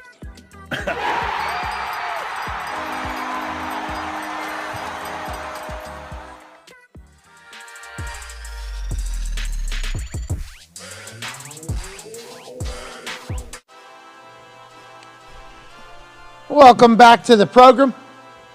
There's no better way to end this Wednesday, the 28th, than to get smarter at football. Ain't that right, AJ Hawk to my left? Oh, absolutely. Can't wait. Ain't that right, Toxic Table, at Boston Connor, at Ty Schmidt? Hell yeah. How about everybody behind the glass back there? Isn't it the right thing to do here to end this particular show is just get better and smarter at football with one of our good friends? Hell yeah! I like that. They're all on pretty good. the same page. Same page. Yeah. Do you think they muted all their mic trends back there and said, hey, we're all going to say, hell yeah, it's this, and then they turned it all back on? They have the power to do that. They do. Hell yeah on 3. I wonder if they did that. That would be an incredible synchronization. Yeah. If they would have been able to do that. If not, great chemistry back here. There you go, boys. Well, show's rehearsed, so we got to remember Yeah, that. choreographed. Oh, yeah, I forgot it. Yeah. Block. It's choreographed. What? Loud. What? Obnoxious. What? Rehearsed. What? Rehearsed. What? Joining us now is a man who is an incredible athlete, just drained a bucket that won 13 random people $500, and now he will make us smarter at football. Host of Everything DB, 9-year NFL vet, Darius Butler. Hey, boy! And a baby. As usual. Oh, your mic isn't on. Mic isn't on. Did you? I didn't touch it, Nick. This guy makes one basketball shot and then he just Green light still on? That might be it. It says it's on. There we go. Now you're on. Sounds like Nick hit something. When he muted all their mics back there. So he could do He forgot Chick is that. up. You still good? Yeah, you're good. All right, bet. Let's Oh, get yeah, in. you sound hey. You don't know who fixed it, how it got fixed, but that Let's get sounds into really it, good. man. Hey, as usual, chime in whenever, ask whatever question. I actually watched it back. I saw you taking some notes fucking last week. Quiet defense is a dead defense. Like, I like it, man. But let's get into it. Some big plays from the weekend, this past weekend. Obviously, some good from the defensive side of the ball. And some bad. Yeah, way to go, Ty. Paying attention in the meeting room, you asswipe. Hey, listen to watch Ty. Young players, take notes in the meeting room. But this is a big, huge notes play. right here. Yeah, bingo. Game photographic memory. winning play. I'm taking notes. From the I won't need this because I got the fucking Can't even iPad. write. Game winning play from the Colts this weekend. Obviously, big home win. The guys were there. Went to 1-1-1 against the Chiefs. This is a huge moment in the game. 7 seconds left on the clock. Couple times out for the Chiefs. They got to get in field goal range to send this thing in overtime. This is basically man to man. Oh, let's see if we can. Let's see. Do they have an empty check there in Indianapolis? Most likely, but you'll see it's going to look like just man-to-man across the board or cover 3, regardless single high with tight matchups. They're going to watch. They're going to have 2 guys for Travis Kelce. You're going to see this play unfold. This play is actually going to be made by Gilmore down at the bottom on Juju. How do you just light it? Yeah. Boom. Oh. So tight match. It'll be a slant route. He's going to break it up. Safety running to the ball, tips and overthrows. Defenses, we always talk about. We do the tip drill in practice. Send us home. Big, huge win. Defense played great. Offense, they got it done when they needed to. Love this play. Had to get to it. Had to show my Colts some love. We can go to the Hold next. on, D-Butt. So why'd they go man-to-man, you think, in this situation? Because don't the Chiefs just got dogs everywhere? So tight match. You got to have tight coverage here because you don't want to give up. You can't give up a 10-yard catch here like the Bills, 13 seconds left. Obviously, Chiefs, Andy Reid, Aerobie, and me, Patrick Mahomes are great in situational football. They just really – and their kicker stunk this game, right? Yeah, So they probably had no confidence in their kicker, but you got to get tight matches here. You can't play soft and give them a decent shot at a field goal. So tight matches. This is why you brought Gilmore over. Matt Ryan made plays late, and this is why you brought Steph Gilmore over to make plays like this, game-winning plays on Juju Smith-Schuster. He had a massive tackle on a 3rd down, too, against Travis Kelce. Kept him like a yard short. And it was like the tackle was like a he took a shot. I didn't know that Gilmore, it was like a big-time. Physical. Yeah, it was very physical. And he had a little injury. He came back in this game because he got knocked out of this game for a little bit, came back, and obviously finished with a big play here. So this was huge. Was it on that tackle that he got hurt, I wonder? I'm not sure. Did they mess up the routes on these ones? Because Juju takes like a stutter step. It didn't look like he thought. I don't think so. I think this was kind of like, so you'll see on the inside, if you watch Kenny Moore, you'll see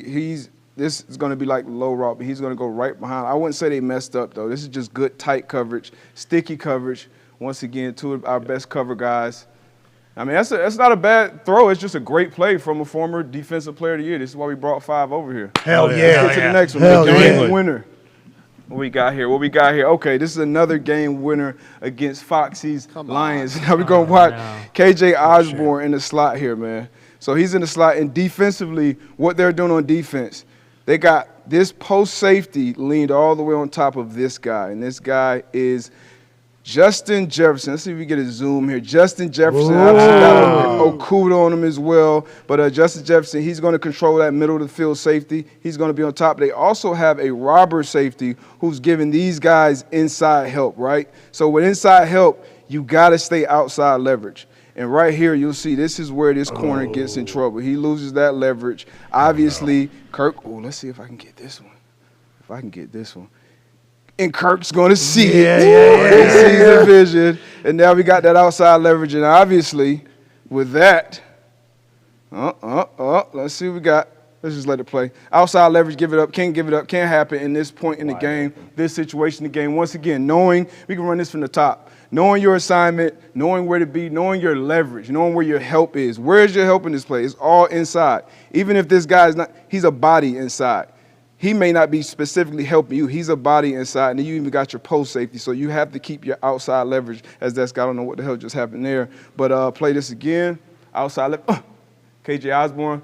Cousin sees it, makes a throw. Too easy. Too easy. Can't happen. Can't happen, Foxy. That's, I mean, you lose focus in 1 second. That's the game. Eba, I asked AJ this, but how can a defense play good all game, then last 2 minutes they just shit the bed and allow a touchdown? We always talk about it in the meeting room. It's 65 plays, 60 plays, and it really comes down to about 4 or 5 of them. That's usually the difference in the game. And it's really about focus. And once again, we always talk about, is it us, is it them? I feel like this is an us thing. Like, he lost leverage pretty quickly here. Like, this wasn't like, it's not like Osborne hit him with an amazing, route or stem. This is just bad leverage, and you can't have it. You can't have it. Not there, right there. You can't have it. You see right now he's inside. He's already crossed over. Hips are locked, facing inside. Like, this is a touchdown right here at this point with any quarterback, especially with Captain Kirk out there, not on prime time. Well, he has one in prime time. Remember, that's a new thing. I think an interesting point here that I just learned is that looks like wide open. You think everything's fucked. Right. Guy takes, 2 steps the wrong way. One bad step. And this is it was a good route by Osborne, but once again, not a great route. But if he stays outside,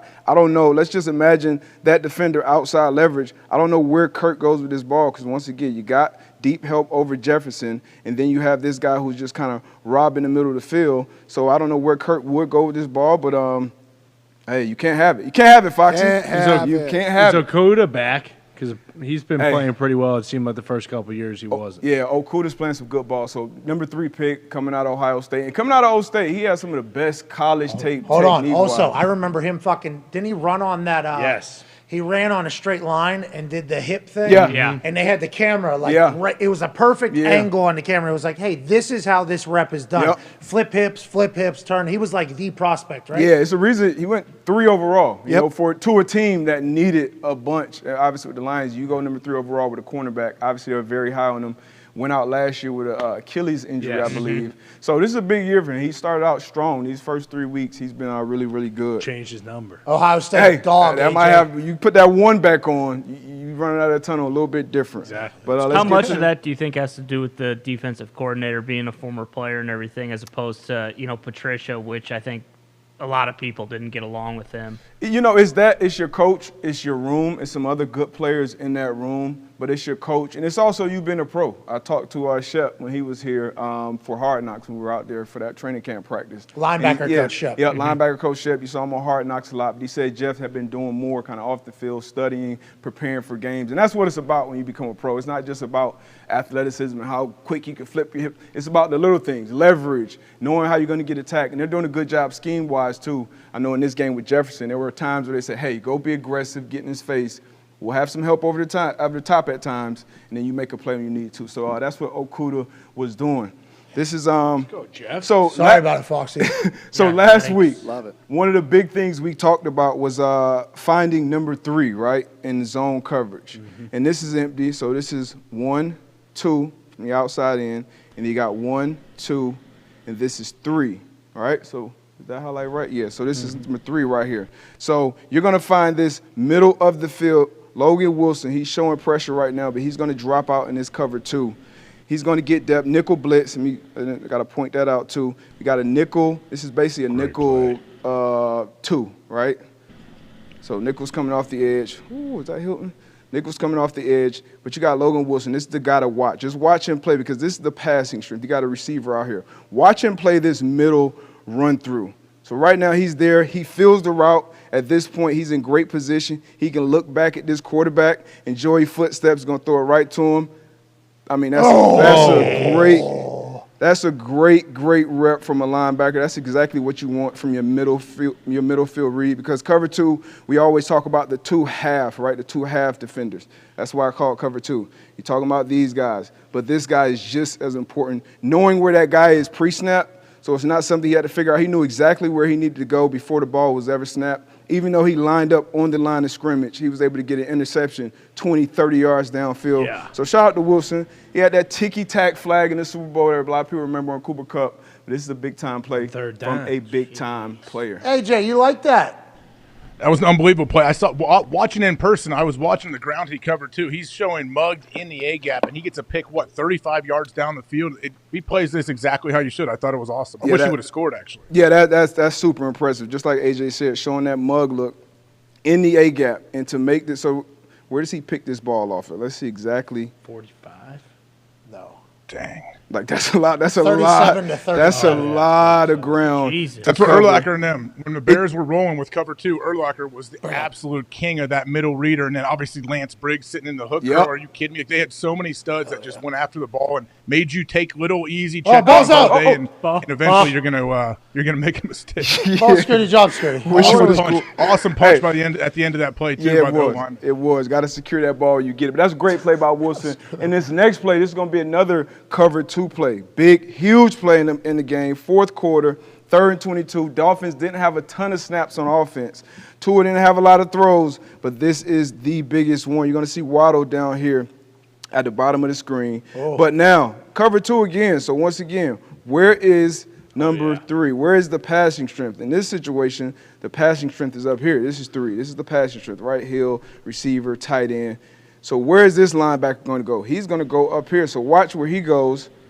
He's going to play, once again, he's that middle field run-through defender, right? But now he's up top of his passing strength. This guy's going to run the hook and sit him right here intentionally. This is a play design. This is a perfect design because while that's happening, Jalen Waddle is setting up this safety with an outside move. He's got him outside, and now look at all this space you have in the middle of the field. Tua does a great job. He sees it. He throws it. So this is the same coverage, obviously different passing strength. So the linebacker is going to drop to a different place, different route concepts. Can I get it again from the top? Different route concept. But once again, finding number 3 out of the huddle. So for this linebacker, this is all formation based. This is a great play call by McDaniel, putting the passing strength up here, knowing that, expecting this coverage, because you got a lot of young corners out there, like young corners, young safety, entire new secondary for the Buffalo Bills. Yeah. So put them in a situation where you got a safety one-on-one with Jalen Waddle. And once again, we saw it earlier a couple weeks ago with Justin Jefferson as safety. That's not a position you want to be in.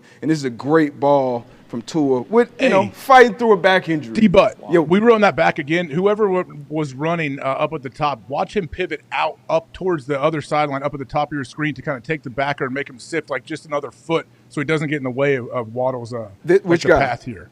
Run it. I'll show you here. Watch Edmonds. He stops here right in the middle. Watch the guy pivot back out up towards the Bills sideline so he doesn't sink back in and get in the throw. Oh, okay. Yeah.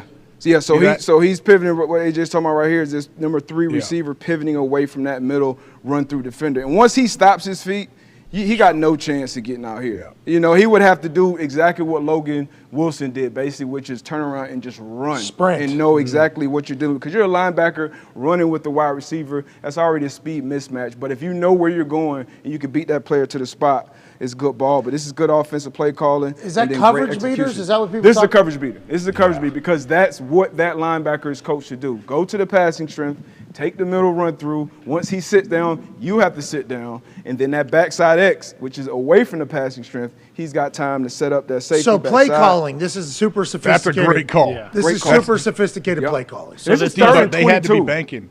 D-Butt, weren't they? They had to be banking on. They were saying, all right, I think we're going to get Tampa 2 here, right? Exactly. This is an absolute beater of that. Exactly. So you don't think it matters, like, if Poyer and Hyde are out there, like, they would, either one of them would have had to make an exceptional play to stop that play design? Yeah, I think the thing about Poyer and Hyde on 3rd and 22, they maybe give themselves a little more depth. out of the gate, right? Because as once again, the sticks, this is the first down marker up here. So the 30-yard line will be the first down marker. So you get yourself that. So now you don't have to necessarily respect that outside move that Waddle makes here, right? You don't have to. You won't even move because you have depth. You're playing that top down. And once again, youth. This is a young corner. Like you're in a flat, but 46. Get deeper, sink deeper. Like the first down marker is here. Sink deeper because if you sink deeper as this corner, that gives him a little more comfort to settle down there instead of having to respect that. And this is just, and once again, this is a good ball. It's a coverage beater, and that's where the ball is thrown and located. Like that, that's a great play design from Mike McDaniel. Great play design, and then a great throw and execution from Tua and Waddle. We should take Dolphins more serious, we think. That McDaniel knows they're going to be in cover two. I guess 3rd and 22, probably going to be in cover two, right? Mm-hmm. I assume McDaniel's doing that.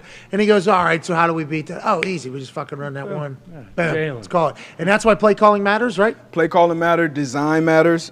Something that my co-host on NFL Matchup, Greg Cosell, always says, Sal Powell, design matters. So this is play design, knowing what you're going to get from the defensive standpoint, and then knowing what you got in your players too, because you got a guy fast enough to go out there, do an outbreaking route, and get to the middle of the field. Because Buffalo, I don't care what coverage they're running on the back end, they still got dogs up front. This play takes time to develop. A lot of times on 3rd and 22 in this situation, offenses go with a screen, with a draw, maybe try to get in the field goal range, but they say, you know what, we're going to drop our nuts and try to get a big play here. And they got one.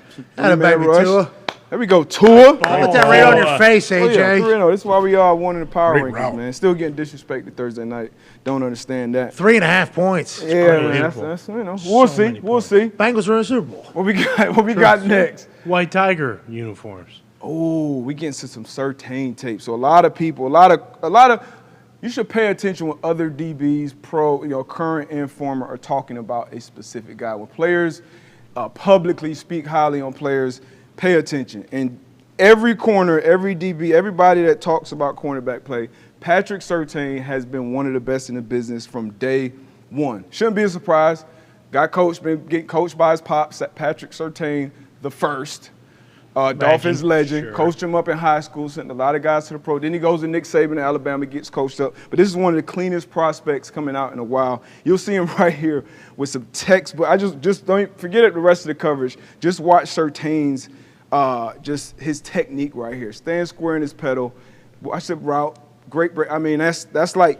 That's literally clinic tape, individual work against Brandon Ayuk, who's a good route runner. Feet. Look at his feet, man. He's so such good balance, and he's in control and not panicking ever. Yeah, like this is a second-year player. Like, I want to pause it a little bit more. Let me rewind. All right, here we go. Man, I just got to show how you got to be so patient. He's never got out of his pedal, and he's 15 yards down the field. So that's not normal. That's not normal to be that patient. I mean, he has big time speed, obviously, but because you look at behind him, like there's no safety help. It's not like this is like some type this is green grass back here. So to have that type of confidence in your technique, in your ability to go out here and put it on tape week in, week out like he does. He matched up with DK Metcalf week 1, followed him all around the field, moved around in week 2, and then he was moving from Ayuk, Debo, and George Kittle in this game. And, not a guy you want to throw into his coverage at all. He can come up and tackle. He can play zone. He can play press. He can play off. This next rep is actually going to be a rep of him playing press. Seems to be a dog, too. Yeah. Oh, yeah. Dog. So he's a corner. Like, this is like an out-of-the-park draft pick right here for our Denver Broncos. So this is him down here in the bottom. What's once that again. mean? Giraffe pick? I'm saying when you draft a guy like that. What are you? I thought it was like intercepting the ball with his neck. That's what I thought he actually meant. What's your problem? So what the hell are they we talking knocked about? this pick out of the park, but this is him in press coverage, 3rd and 3. Draft pick. Okay. Excuse me. So this is hard. This is a hard in press, right? So we're going to be a little more physical at the line of scrimmage, just 3rd and 3. And once again, rock solid technique from the beginning to the end of the down. Top of the route, no separation. Jeez. No separation. I mean, he's running his route, and this is once again from a hard press. So you saw him in off, right? You saw him in press. Typically, corners, they're better with one or the other. Either they're just press guys or they're just off guys. Can get it from the top, but this guy can do it all. This is a hard press right here. Great technique from beginning to end. Ayuk can never create separation in his down. Great play. Hey, so whenever you think about this, okay, because I think I can control this a little bit too over here, which is pretty sweet. That is awesome. Yeah, it is pretty sweet. he never gives him, right? Like if you look at the space, he's on him, glued to him the entire time, right? He runs the route for him. He runs his route for him. He is, there is zero separation. No separation. And that's what quarterbacks are talking about with wide receivers, how maybe they create a little bit of separation or they do that. That's what separates the great corners from everybody else, like zero fucking separation. The whole day, it's like that the whole day. The whole day. Ayuk's got to be so miserable. Yeah, Think about how miserable that has to How be. annoying AJ. would that be? You Oh, can't ever get any separation. Like, there's nothing you can really do. Yeah, that's it. You think about week 1 with DK. DK, I think, had like 6 catches for like 30-something yards. Yep. And every catch he had was like, it has to be a great throw and a great catch. And that's what you want as a corner. You're going to give up some. But for Pat Surtain, if he gives up a play, it's usually damn near a perfect throw or perfect catch. And actually, you're going to see on the next rep with Pat Surtain. That is the most amount of room this entire play. Yeah. This entire play. 33. That is in And between them. You know what? On the other side of the field, let's see. So this is where Jimmy G, this is probably not the matchup you should be looking at. And up top, we got a bunch route, and we got terrible communication on the back end. And the guy that you just paid $100 million is going to end up. Oh, no. So wide open. I mean, 6. wide open for 6. It looks like maybe this is Looking fake, that but way. it looks like Jimmy G. Oh, let me get back out. It looks like Jimmy G is looking that way, but for some reason doesn't throw it. Decides to come here, and I mean, it was obviously a bad decision, but walk-in touchdown if you throw it up there to Debo because of the bad communication in the I bunch. wonder if, you think he's looking at Kittle I don't know what underneath here? Debo's What do you think, AJ? You think? Because look, it's only what is it? 3rd and 2. 3rd and It's only- 3, yeah. Look at the sticks. Yeah, so he's trying. He's not thinking Debo's going to come free, and yeah, he should have. I mean, but yeah, you got to look at that. That's bad communication. That's a whole nother video for another day for what Denver could do up there communication-wise, or should do. But Jimmy's got to see that, obviously, that's not the throw or the matchup you want to go to in this next play. So Surtain guy. A guy. You know, a guy. So top 2, 3 in the league already. Stop throwing at him. Yeah, stop throwing at him at this point. He's following number 1 receivers for a reason. Now, we saw off technique. We saw hard press, and this is 2nd and 9. And this is more of a soft press. So this is more of a, I'm kind of going to play you with my feet, right?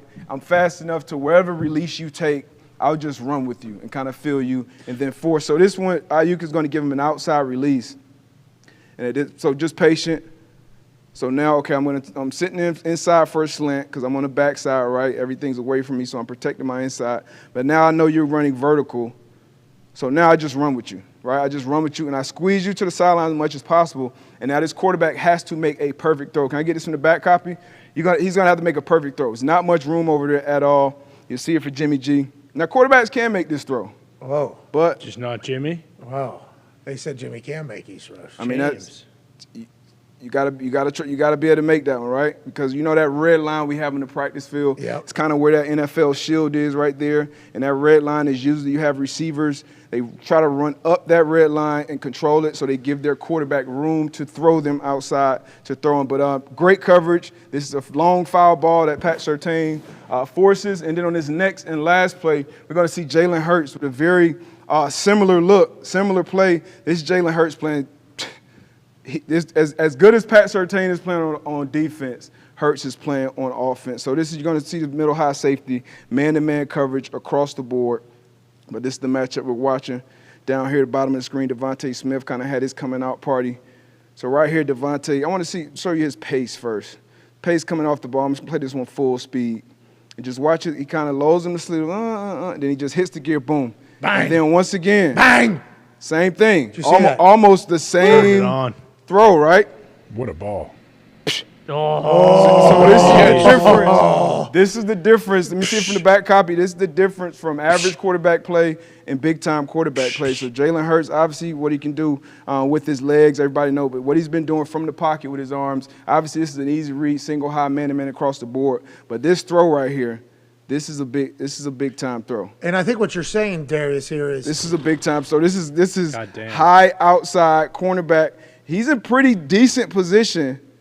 But I mean, look at that ball location. Woo! Like, look at that ball location. You couldn't hand it to him better than that. That's pretty. And that's what Jalen Hurts, like, looking at his tape, is so much of his tape that is just efficient from his body mechanics, from his reads, pre-snap, and then obviously from his throws. Offensive line, they did a great job putting some big guys in front of him that can protect him, give him that time, and then going out and getting dogs, drafting D. Smith, and then trading for A.J. Brown has been working outstanding for him so far. It seems like the reason why you showed that might be because, like, hey, that's great coverage. Yeah. Sometimes they're just saying shit you could do. Like, people are probably talking about the Washington Commanders DBs right now because Devontae had such a big game. It's like, yeah, sometimes same exact coverage, previous play, other game, quarterback doesn't make throw. Great coverage. This is unbelievable coverage. This one, same exact coverage. Quarterback makes a throw that you can't defend. It's like bad coverage, some people are saying. It's like, hey, sometimes they're saying shit you could do, especially in football right now. And these are dudes. It was other plays in here where he kind of gave Devontae a chance. It was like a double team. He just jump ball. But these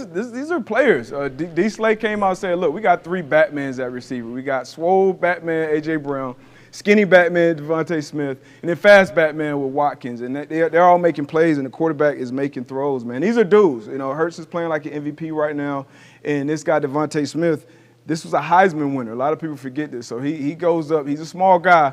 We remember T.Y. playing with T.Y. It was awesome. It didn't matter who was lined up across from T.Y. was coming down with that ball more times than not. So great plays right here. Why do you think the narrative was that Hurts stinks throwing the football? Because that's what it was last year. Is he's obviously explosive running, but has he really gotten that much better year over year? Well, number one, yes. His mechanics are night and day from rookie year to this year. And then to the third year, every year he's taking a step. Kind of what you've seen with Josh Allen, but the same thing with Josh Allen is coaching matters, play design matters, play calls, but then talent. Talent matters too. Like that matters a fucking lot. You go out and get A.J. Brown, you go out and get Devontae Smith, even Quez Watkins, having him in there. Dallas Goedert has been a baller. And then having an offensive line in front of you where you can operate from a clean pocket and really go through your process. And then when it does break down, I can use my legs to get outside of the pocket. He ran for 10 touchdowns last season. So it was that. And then obviously what we saw at Bama when he got benched for Tua, basically because he couldn't throw the ball around the yard like Tua could. So it was a run-first team. And then he went to Oklahoma. Where you got to make kind of different level type of reads in that Lincoln Riley offense. So I think it's all working for him. He's had great coaches. In the offseason, he went out to Cali, I believe, and worked with the guy for, I believe, I don't want to say how many times, but he is paying off. And you turn on the film and you see the process. And a lot of times with quarterbacks, especially athletic quarterbacks, you just throw it. You just throw it. You get your body in whatever position. But when you can actually tie that shit together and make your reads and make good throws, good accurate throws from a good base, you're gonna get what you get from Jalen Hurts, man. Wired right, leadership-wise, all his teammates, coaches have always raved about it. Even when he got benched at Bama, you can still visibly a great teammate. Going to Oklahoma, do great things, got drafted, took over for Carson.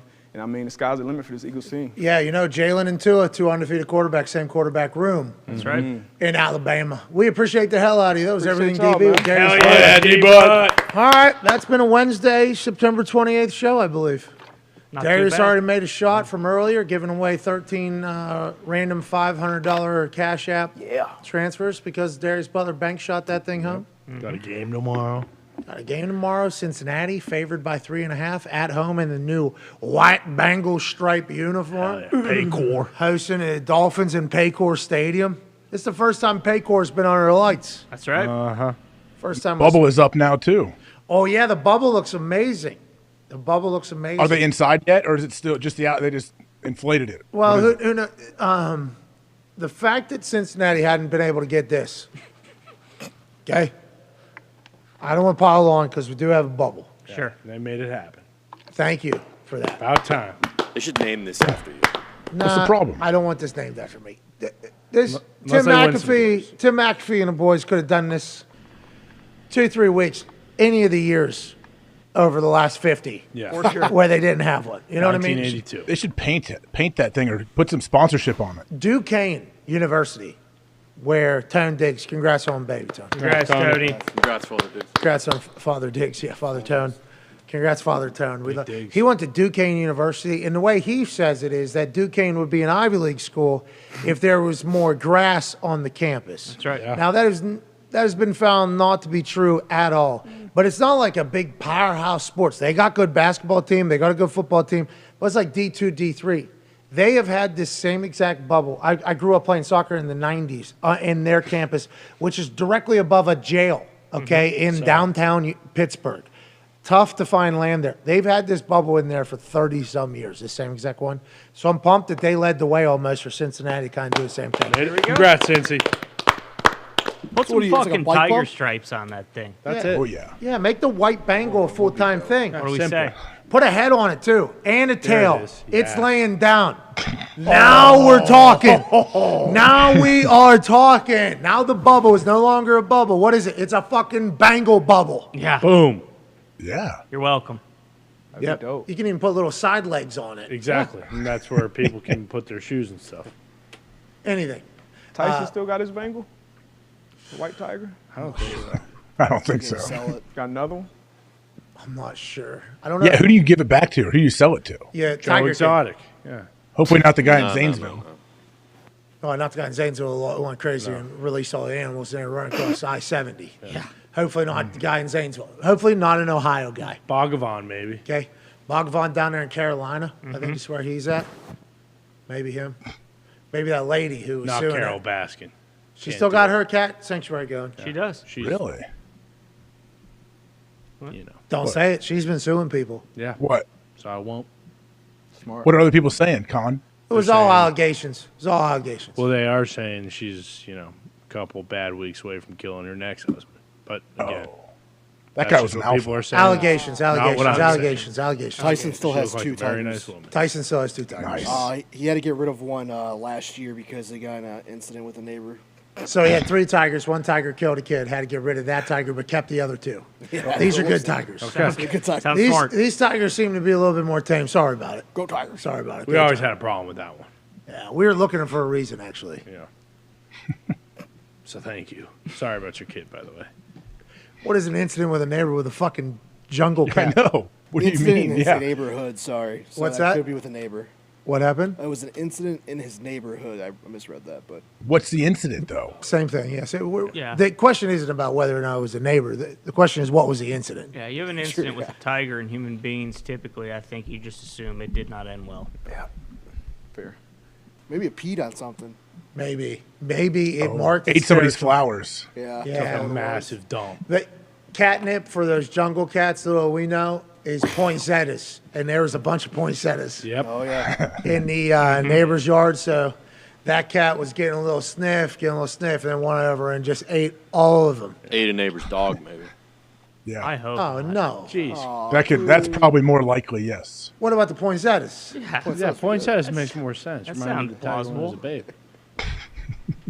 Could you imagine Tyson's tiger eats your dog? Yeah, you Oh, what a heartbreaker! Honestly, Walk out of your door, Breaks in your house. go get some groceries. what was it? There was a lion in Morgantown loose because the circus came to town over the weekend and one go away. Yep. Sent an email to us. Heads up, there's a fucking king of the jungle roaming the city.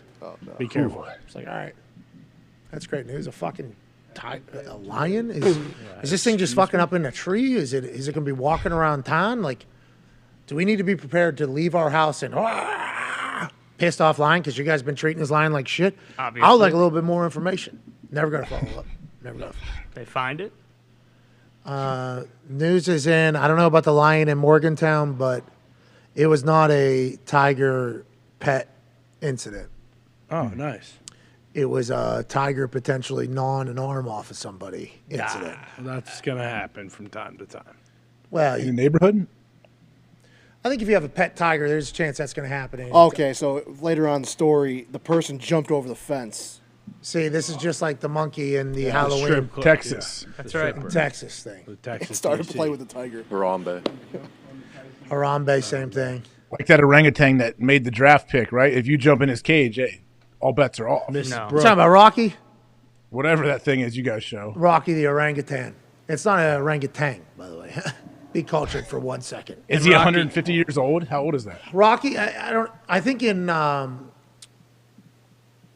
captive orangutan years, each year is maybe 30 years. At least. Oh yeah. I'm not sure. Oh yeah. If you jump in Rocky's cage, he's not doing anything because I've been to the Indianapolis Zoo. I've seen him. He hates his life so much. If you go in there, he's probably saying like, "Please shoot me in the head, kill me, fucking end my pain." Just one. Connor actually went to the zoo the other day. Experienced it. He got to experience Rocky and the orangutans for the first time. It's weird because when you look him in the eye, it seems like you're kind of looking at simpatico. Is that what you said the other? It does. It seems like when you make eye contact, there's just something about it like that orangutan is miserable right there. You know what they're saying. Did they still have the one just in the box, the very small box by himself, and he's just laying there baking in the sun and just sitting there. People coming up and smacking on the window saying, "Hey, wake up, fucker!" Yeah, it's sad. Should have seen the rhinos. Yeah, but we're getting, there's zoos do Couldn't good. tell what. Zoos do good things too. Of course. They help extend lives. And They breed them. They breed those animals. Yeah. Feed them. Species alive. Yeah, he looks real happy. Help me. He was not making that Overjoyed. face when we went. Get me out of here. I love Rocky. So do I. That's why I like to think that during his draft pick, he did it bad on purpose as a protest. Probably. They're like, all right, hit the thing. He's like, oh, is that right? Yeah. No thanks. Maybe. Need you to hit the thing. 10 seconds, Rocky. All right. Go fuck This yourself. is my time. Remember when you made me just poop right in the same room I was sitting in? Yeah. 5 seconds, Rocky. Come on. Oh, is this going to affect you guys? Uh-oh. Oh, sorry about You it. guys have to go home to a cage? Oh, you want me to hit this button here? What if I scroll to the next screen? Oh, Come what's on. going to happen now? Come on, Rocky. Yeah. Here, you little fucker. Jesus. Anyways, the zoo's awesome. It is. It is. Wildly overpriced, but it's awesome. It is a very nice zoo, though. Yeah. There's a The lot of penguins. things there. I mean, I didn't know they had penguins in Indiana. Awesome. That's cool. I don't know. That was the saddest part to me. They put out like a tray of ice to remind these penguins, hey, you like living near, the cold water and icebergs. Do you know how much money they spend to keep that place refrigerated to the proper temperature so those penguins can live a great life? Do you know how every much time money you walk one of into those- that place, you are reminded how much it costs a lot to step foot into that zoo. It does. Not anymore. Think how much it costs to take care of one animal just for a year. Yeah, It's a we lot of money. learned from Joe Exotic. It's expensive to feed all those animals. Yeah, but they treat them like shit at the zoo, so I don't think they're spending that much. I don't think this is an accurate assessment of all of it. Not of all of it, but I mean, I know for a fact that those animals would pay 10x what it costs to keep them alive to kill them. Just from peeking in through the windows. I know that's how they feel. Some of the water was filthy.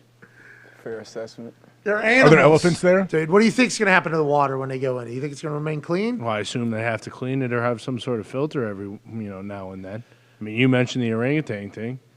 Poop everywhere. So sanctuaries, I think those are people view those differently, Right. than zoos, right? That's a massive area. There's no, cages. They're actually in the wild per se. What you say, Zito? How much? $10,000 to $12,000 a day to take care of a zoo, like a normal zoo. Not as much as I thought. In Oh, my I head, bet- I was I thinking, bet- Yeah. Way more, I thought. I was thinking a lot more. Because is that all the employees, or is that just the food too? Oh, actually, no. It says plus millions more to, Yeah. to elaborate exhibits. Just think of keeping the lights on is more than that. Yeah, I don't know about daily. I'm gonna say they're That spending might at just be for least 8 G's to bring in fucking Donato's pizza to the Indianapolis Zoo every day. That's the only way they're making any money outside of the, admission. What are you talking about? They're selling Donato's pizza in there? Last time I went, I was like, oh, Thin you know what? crust. I'll grab a slice of pizza. Okay, 8-inch pizza, fucking $34. So you kidding me? I fucking order this from Donato's right now. It's fucking $11.99. How does that work? Got to get some $23 difference there. Yeah, had to do it. Inflation. The zoo's a nice place, but there are some animals areas that I think anybody that walks through there goes, I'm kind of viewing these animals a little differently. Yeah, now." feel bad for them. Reverse it, then think about it. What? We were in the cages. You're going to have Rocky running the zoo and you're going to sit in a cage? And that's all he's thinking about. I know. Flipping Feel the bad odds. for I think it is good for people to see stuff, though. Definitely. Yeah. I agree. think the zoo has benefits. If we didn't have zoos, Connor wouldn't believe a lot of the animals he saw in the zoo because he hasn't seen them You're with his right. own eyes. Yeah, and a lot of people like Connor be like, well, that doesn't exist. What are you talking rhinos, that's funny. That doesn't exist. Well, like, we actually just saw one downtown. Well, I still don't know if I saw a live one because there's a massive chance all three of them were dead because there's no water in the goddamn rhino exhibit. But also, Indiana casually has the rarest gazelle in the world hanging out in there. It's like, oh, I got a cool color. It's like silver. Like, all right, that doesn't seem real. Why does Indiana have the rarest gazelle in the planet? Is that what everyone talks about in the zoo community? Oh, you got to get to Indiana. You got the rarest gazelle in the world. That doesn't make sense. Why? That's how good the zoo is. It sounds like they just That's what the spray $34. Yeah, They saved his life, probably. They spray painted half a gazelle and said, "Oh, look, Oh, hey, the my. Osborne gazelle. Check it out." Thing's Bullshit. awesome. That thing is awesome. Very cool. The planes are large. I believe the planes Oh yeah, the Badlands. at the zoo. It's a large area. It is. They get to open up the stride a little bit in the planes. It feels. Yeah, but they share it with wildebeest and It's like hyenas. a sanctuary, though. It is. The plains area feels like a sanctuary. It's bigger. It's the ones In that the are, zoo, you mean? This is a part of the zoo? Yeah, the ones that are in, like, you can see the back, and we see all of the space, and then you see the Oh yeah, just the miserable animal. It's hard. Usually, not- like where the gorillas hang out and everything, right by the glass. Like that's where you see, like, oh, these guys are pretty upset. the tigers, the lions. I mean, They have big every space. The animal's Columbus Zoo has upset. big old space for the lions and tigers, though. Big old area for them. There might be like a show area and then like a open area Where you they know, can where roam. Not in Indianapolis. I think Indy just opened up the kangaroo ones. You could beat the shit out of them. Oh, All right. They did open All right. up the kangaroo. I don't know if anybody's fighting kangaroos. Do you wear headgear? No, you don't That's a lot because of there's no Joe's arms. fucking. There's no arms. What do the arms do? How do they look? They're rock'em sock'em robots. Exactly. That's how Mashing they- buttons. And then they bring those feet up, and you're fucked, dude. Yeah, you're done. Missile Just drop get kicks. behind it, choke it out. Imagine if it kicked you in the balls, one of those things. Well, that takes us back to Josh Allen in the bottom of that pile. That's right. And that's kind of the message of today's show. Yep. Stay away from other people's dongs. Yeah, no more squeezing penises. Yeah. If you're doing it, stop. Unless Everybody they agree? ask you to. Yep. I got it.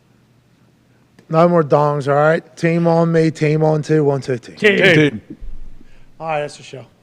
Hell yeah. See you guys tomorrow. We got football to talk about tomorrow. Prime Oh, time yeah. football. We got Chuck, right? Coach P's keys tomorrow. Ooh. Let's go. Let's continue to do this week. And then maybe, just maybe, we'll find out more about where Hurricane Ian's headed. Bingo. Need to know. Positive vibes and thoughts and prayers and everything that I can possibly do from this particular studio in the middle of Indianapolis, Indiana.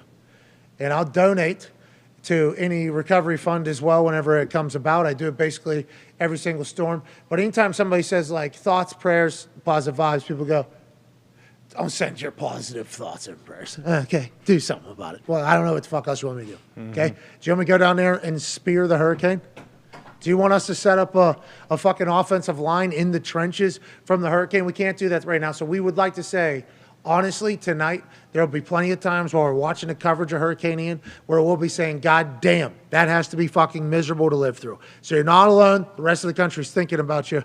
I do believe Jim Cantore just got taken out by a tree. What? He's dead? Breaking. Jim Cantore is live in Punta Gorda, Florida. What are you doing? Oh, What? tree limb This takes is his him out. Super Bowl. What are you talking about? Yeah. Jim Cantore staring down a one-way metal post sign. Let me get in the way of that thing. There you go. Hold on to that, bud. Trees have already taken him out. He's in a full forward lean. He's got the Cantore lean in the middle of this windstorm. Cameraman says, God damn it, I could have done anything else but follow Jim Cantore around. And if we don't have somebody in the middle of this, will we ever really know what it's like? That's what Jim Cantore asks himself every single day. When tree limbs are taking him out. 110 mile Thank you, per hour Jim. gust. Now, I mean, just as a football show, we like to tell Jim Cantore, got to get both hands on that tree, kind of shove it aside, That's and right. shoot Yeah. your knees I in. would like to do this. Wouldn't you like to do this once just to see? What? Well, No. if they tell me at the end that nothing catastrophic's coming, I'll do it. Well, But they I can't. think every time you're in one of these, there is a chance at the end of it it's going to get much worse. Storm surge, for instance. I don't know how Jim Cantore beats that. I am happy he Cut block. did withstand at least a half of a tree here that hit him right in the shit.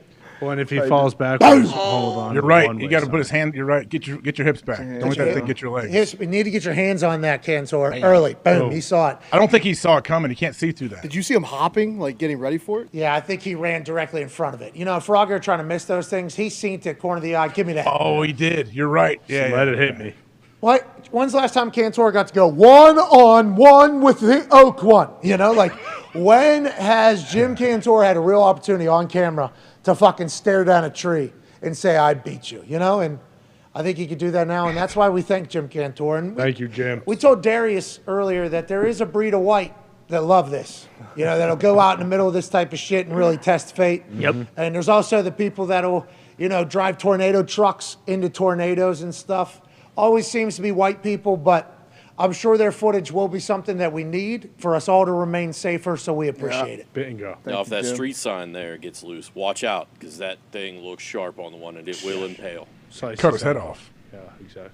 Or go right through his chest. Mm-hmm. Like this is the end. Michael Cera. Let's hope that doesn't happen. All the positive thoughts and prayers. Everybody down there. Stay safe. Right. Stay safe. T's and P's. Come on, let's beat Hurricane Ian's. I think we just got to kind of withstand. I don't think we beat him. But the way we beat Hurricane Ian and everybody that's actually dealing with it right now, not us at all. We're saying we. It's not us. It's you guys. You beat Hurricane Ian by being the last one standing. Right. Don't break. But if they're telling you to evacuate, get out of there. there. Get the fuck out of there. Everybody said you should evacuate, unless you're Jim Cantore. I guess you stand in the middle of trees. Yeah, built different. Why is he there? Is he like? Did we talk about that enough? Nick said it. I mean, what does he do when there's not a hurricane? Waits for the next one. That's what I'm saying. This is what he does. He waits till there's one of these things, then bam, we all ask for it. Tone Diggs is watching us talk about this right now, asking why he's doing it, and Tone is so pissed off. Yeah. Oh, you think the world would be better off without Jim Cantore? You're wrong. Mm-hmm. Yeah. Diggs would say. Tony killed to be down there right now. Tony is one of the whites that would 100% like to stare down a tree. Oh my God, I feel alive. Well, high fiving Jim Cantore right next to you? What storm just happened up north? And Tony was outside looking up to the stars and sky just to see if he could, catch We had a that glimpse of- tornado.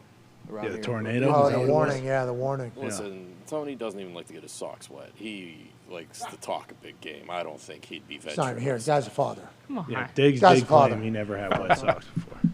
Guy's a father.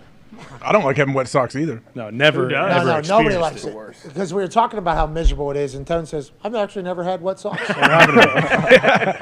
Stood by it. Oh, yeah. He has stood by it, yeah. Stepped in a puddle the next day. All right. That's the program, I think. Hey.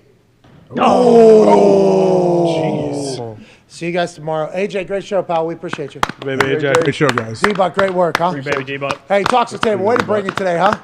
Thank you. Good show Russell today, Wilson, dorsal fin ball. Way to bring it today. Hell yeah. Dorsal fin. See if you can Still put that stand in the by? hoop. Let's go to Subway. Is he going to break the glass? I don't know if it's going to get anywhere near the glass. It's very tough. Oh, it's hitting the glass. It's Ty we're talking. Oh, shit. I mean, you can't control the goddamn thing. That's a brick. That's It's impossible to play catch with. I think you're only supposed to throw it as far as possible. Yeah, do not buy that ball. Everybody in the back, hey, way to go back here.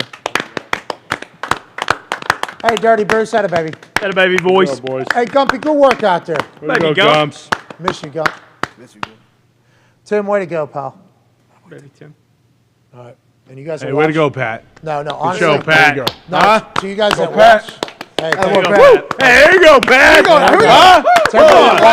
To everybody that watched, you deserve the biggest applause for what you were able to withstand today. Hell yeah. This show, somehow. Way to go. Way to See you go. guys tomorrow. You're the best. Take about 20 hours and 30 minutes or so. Goodbye.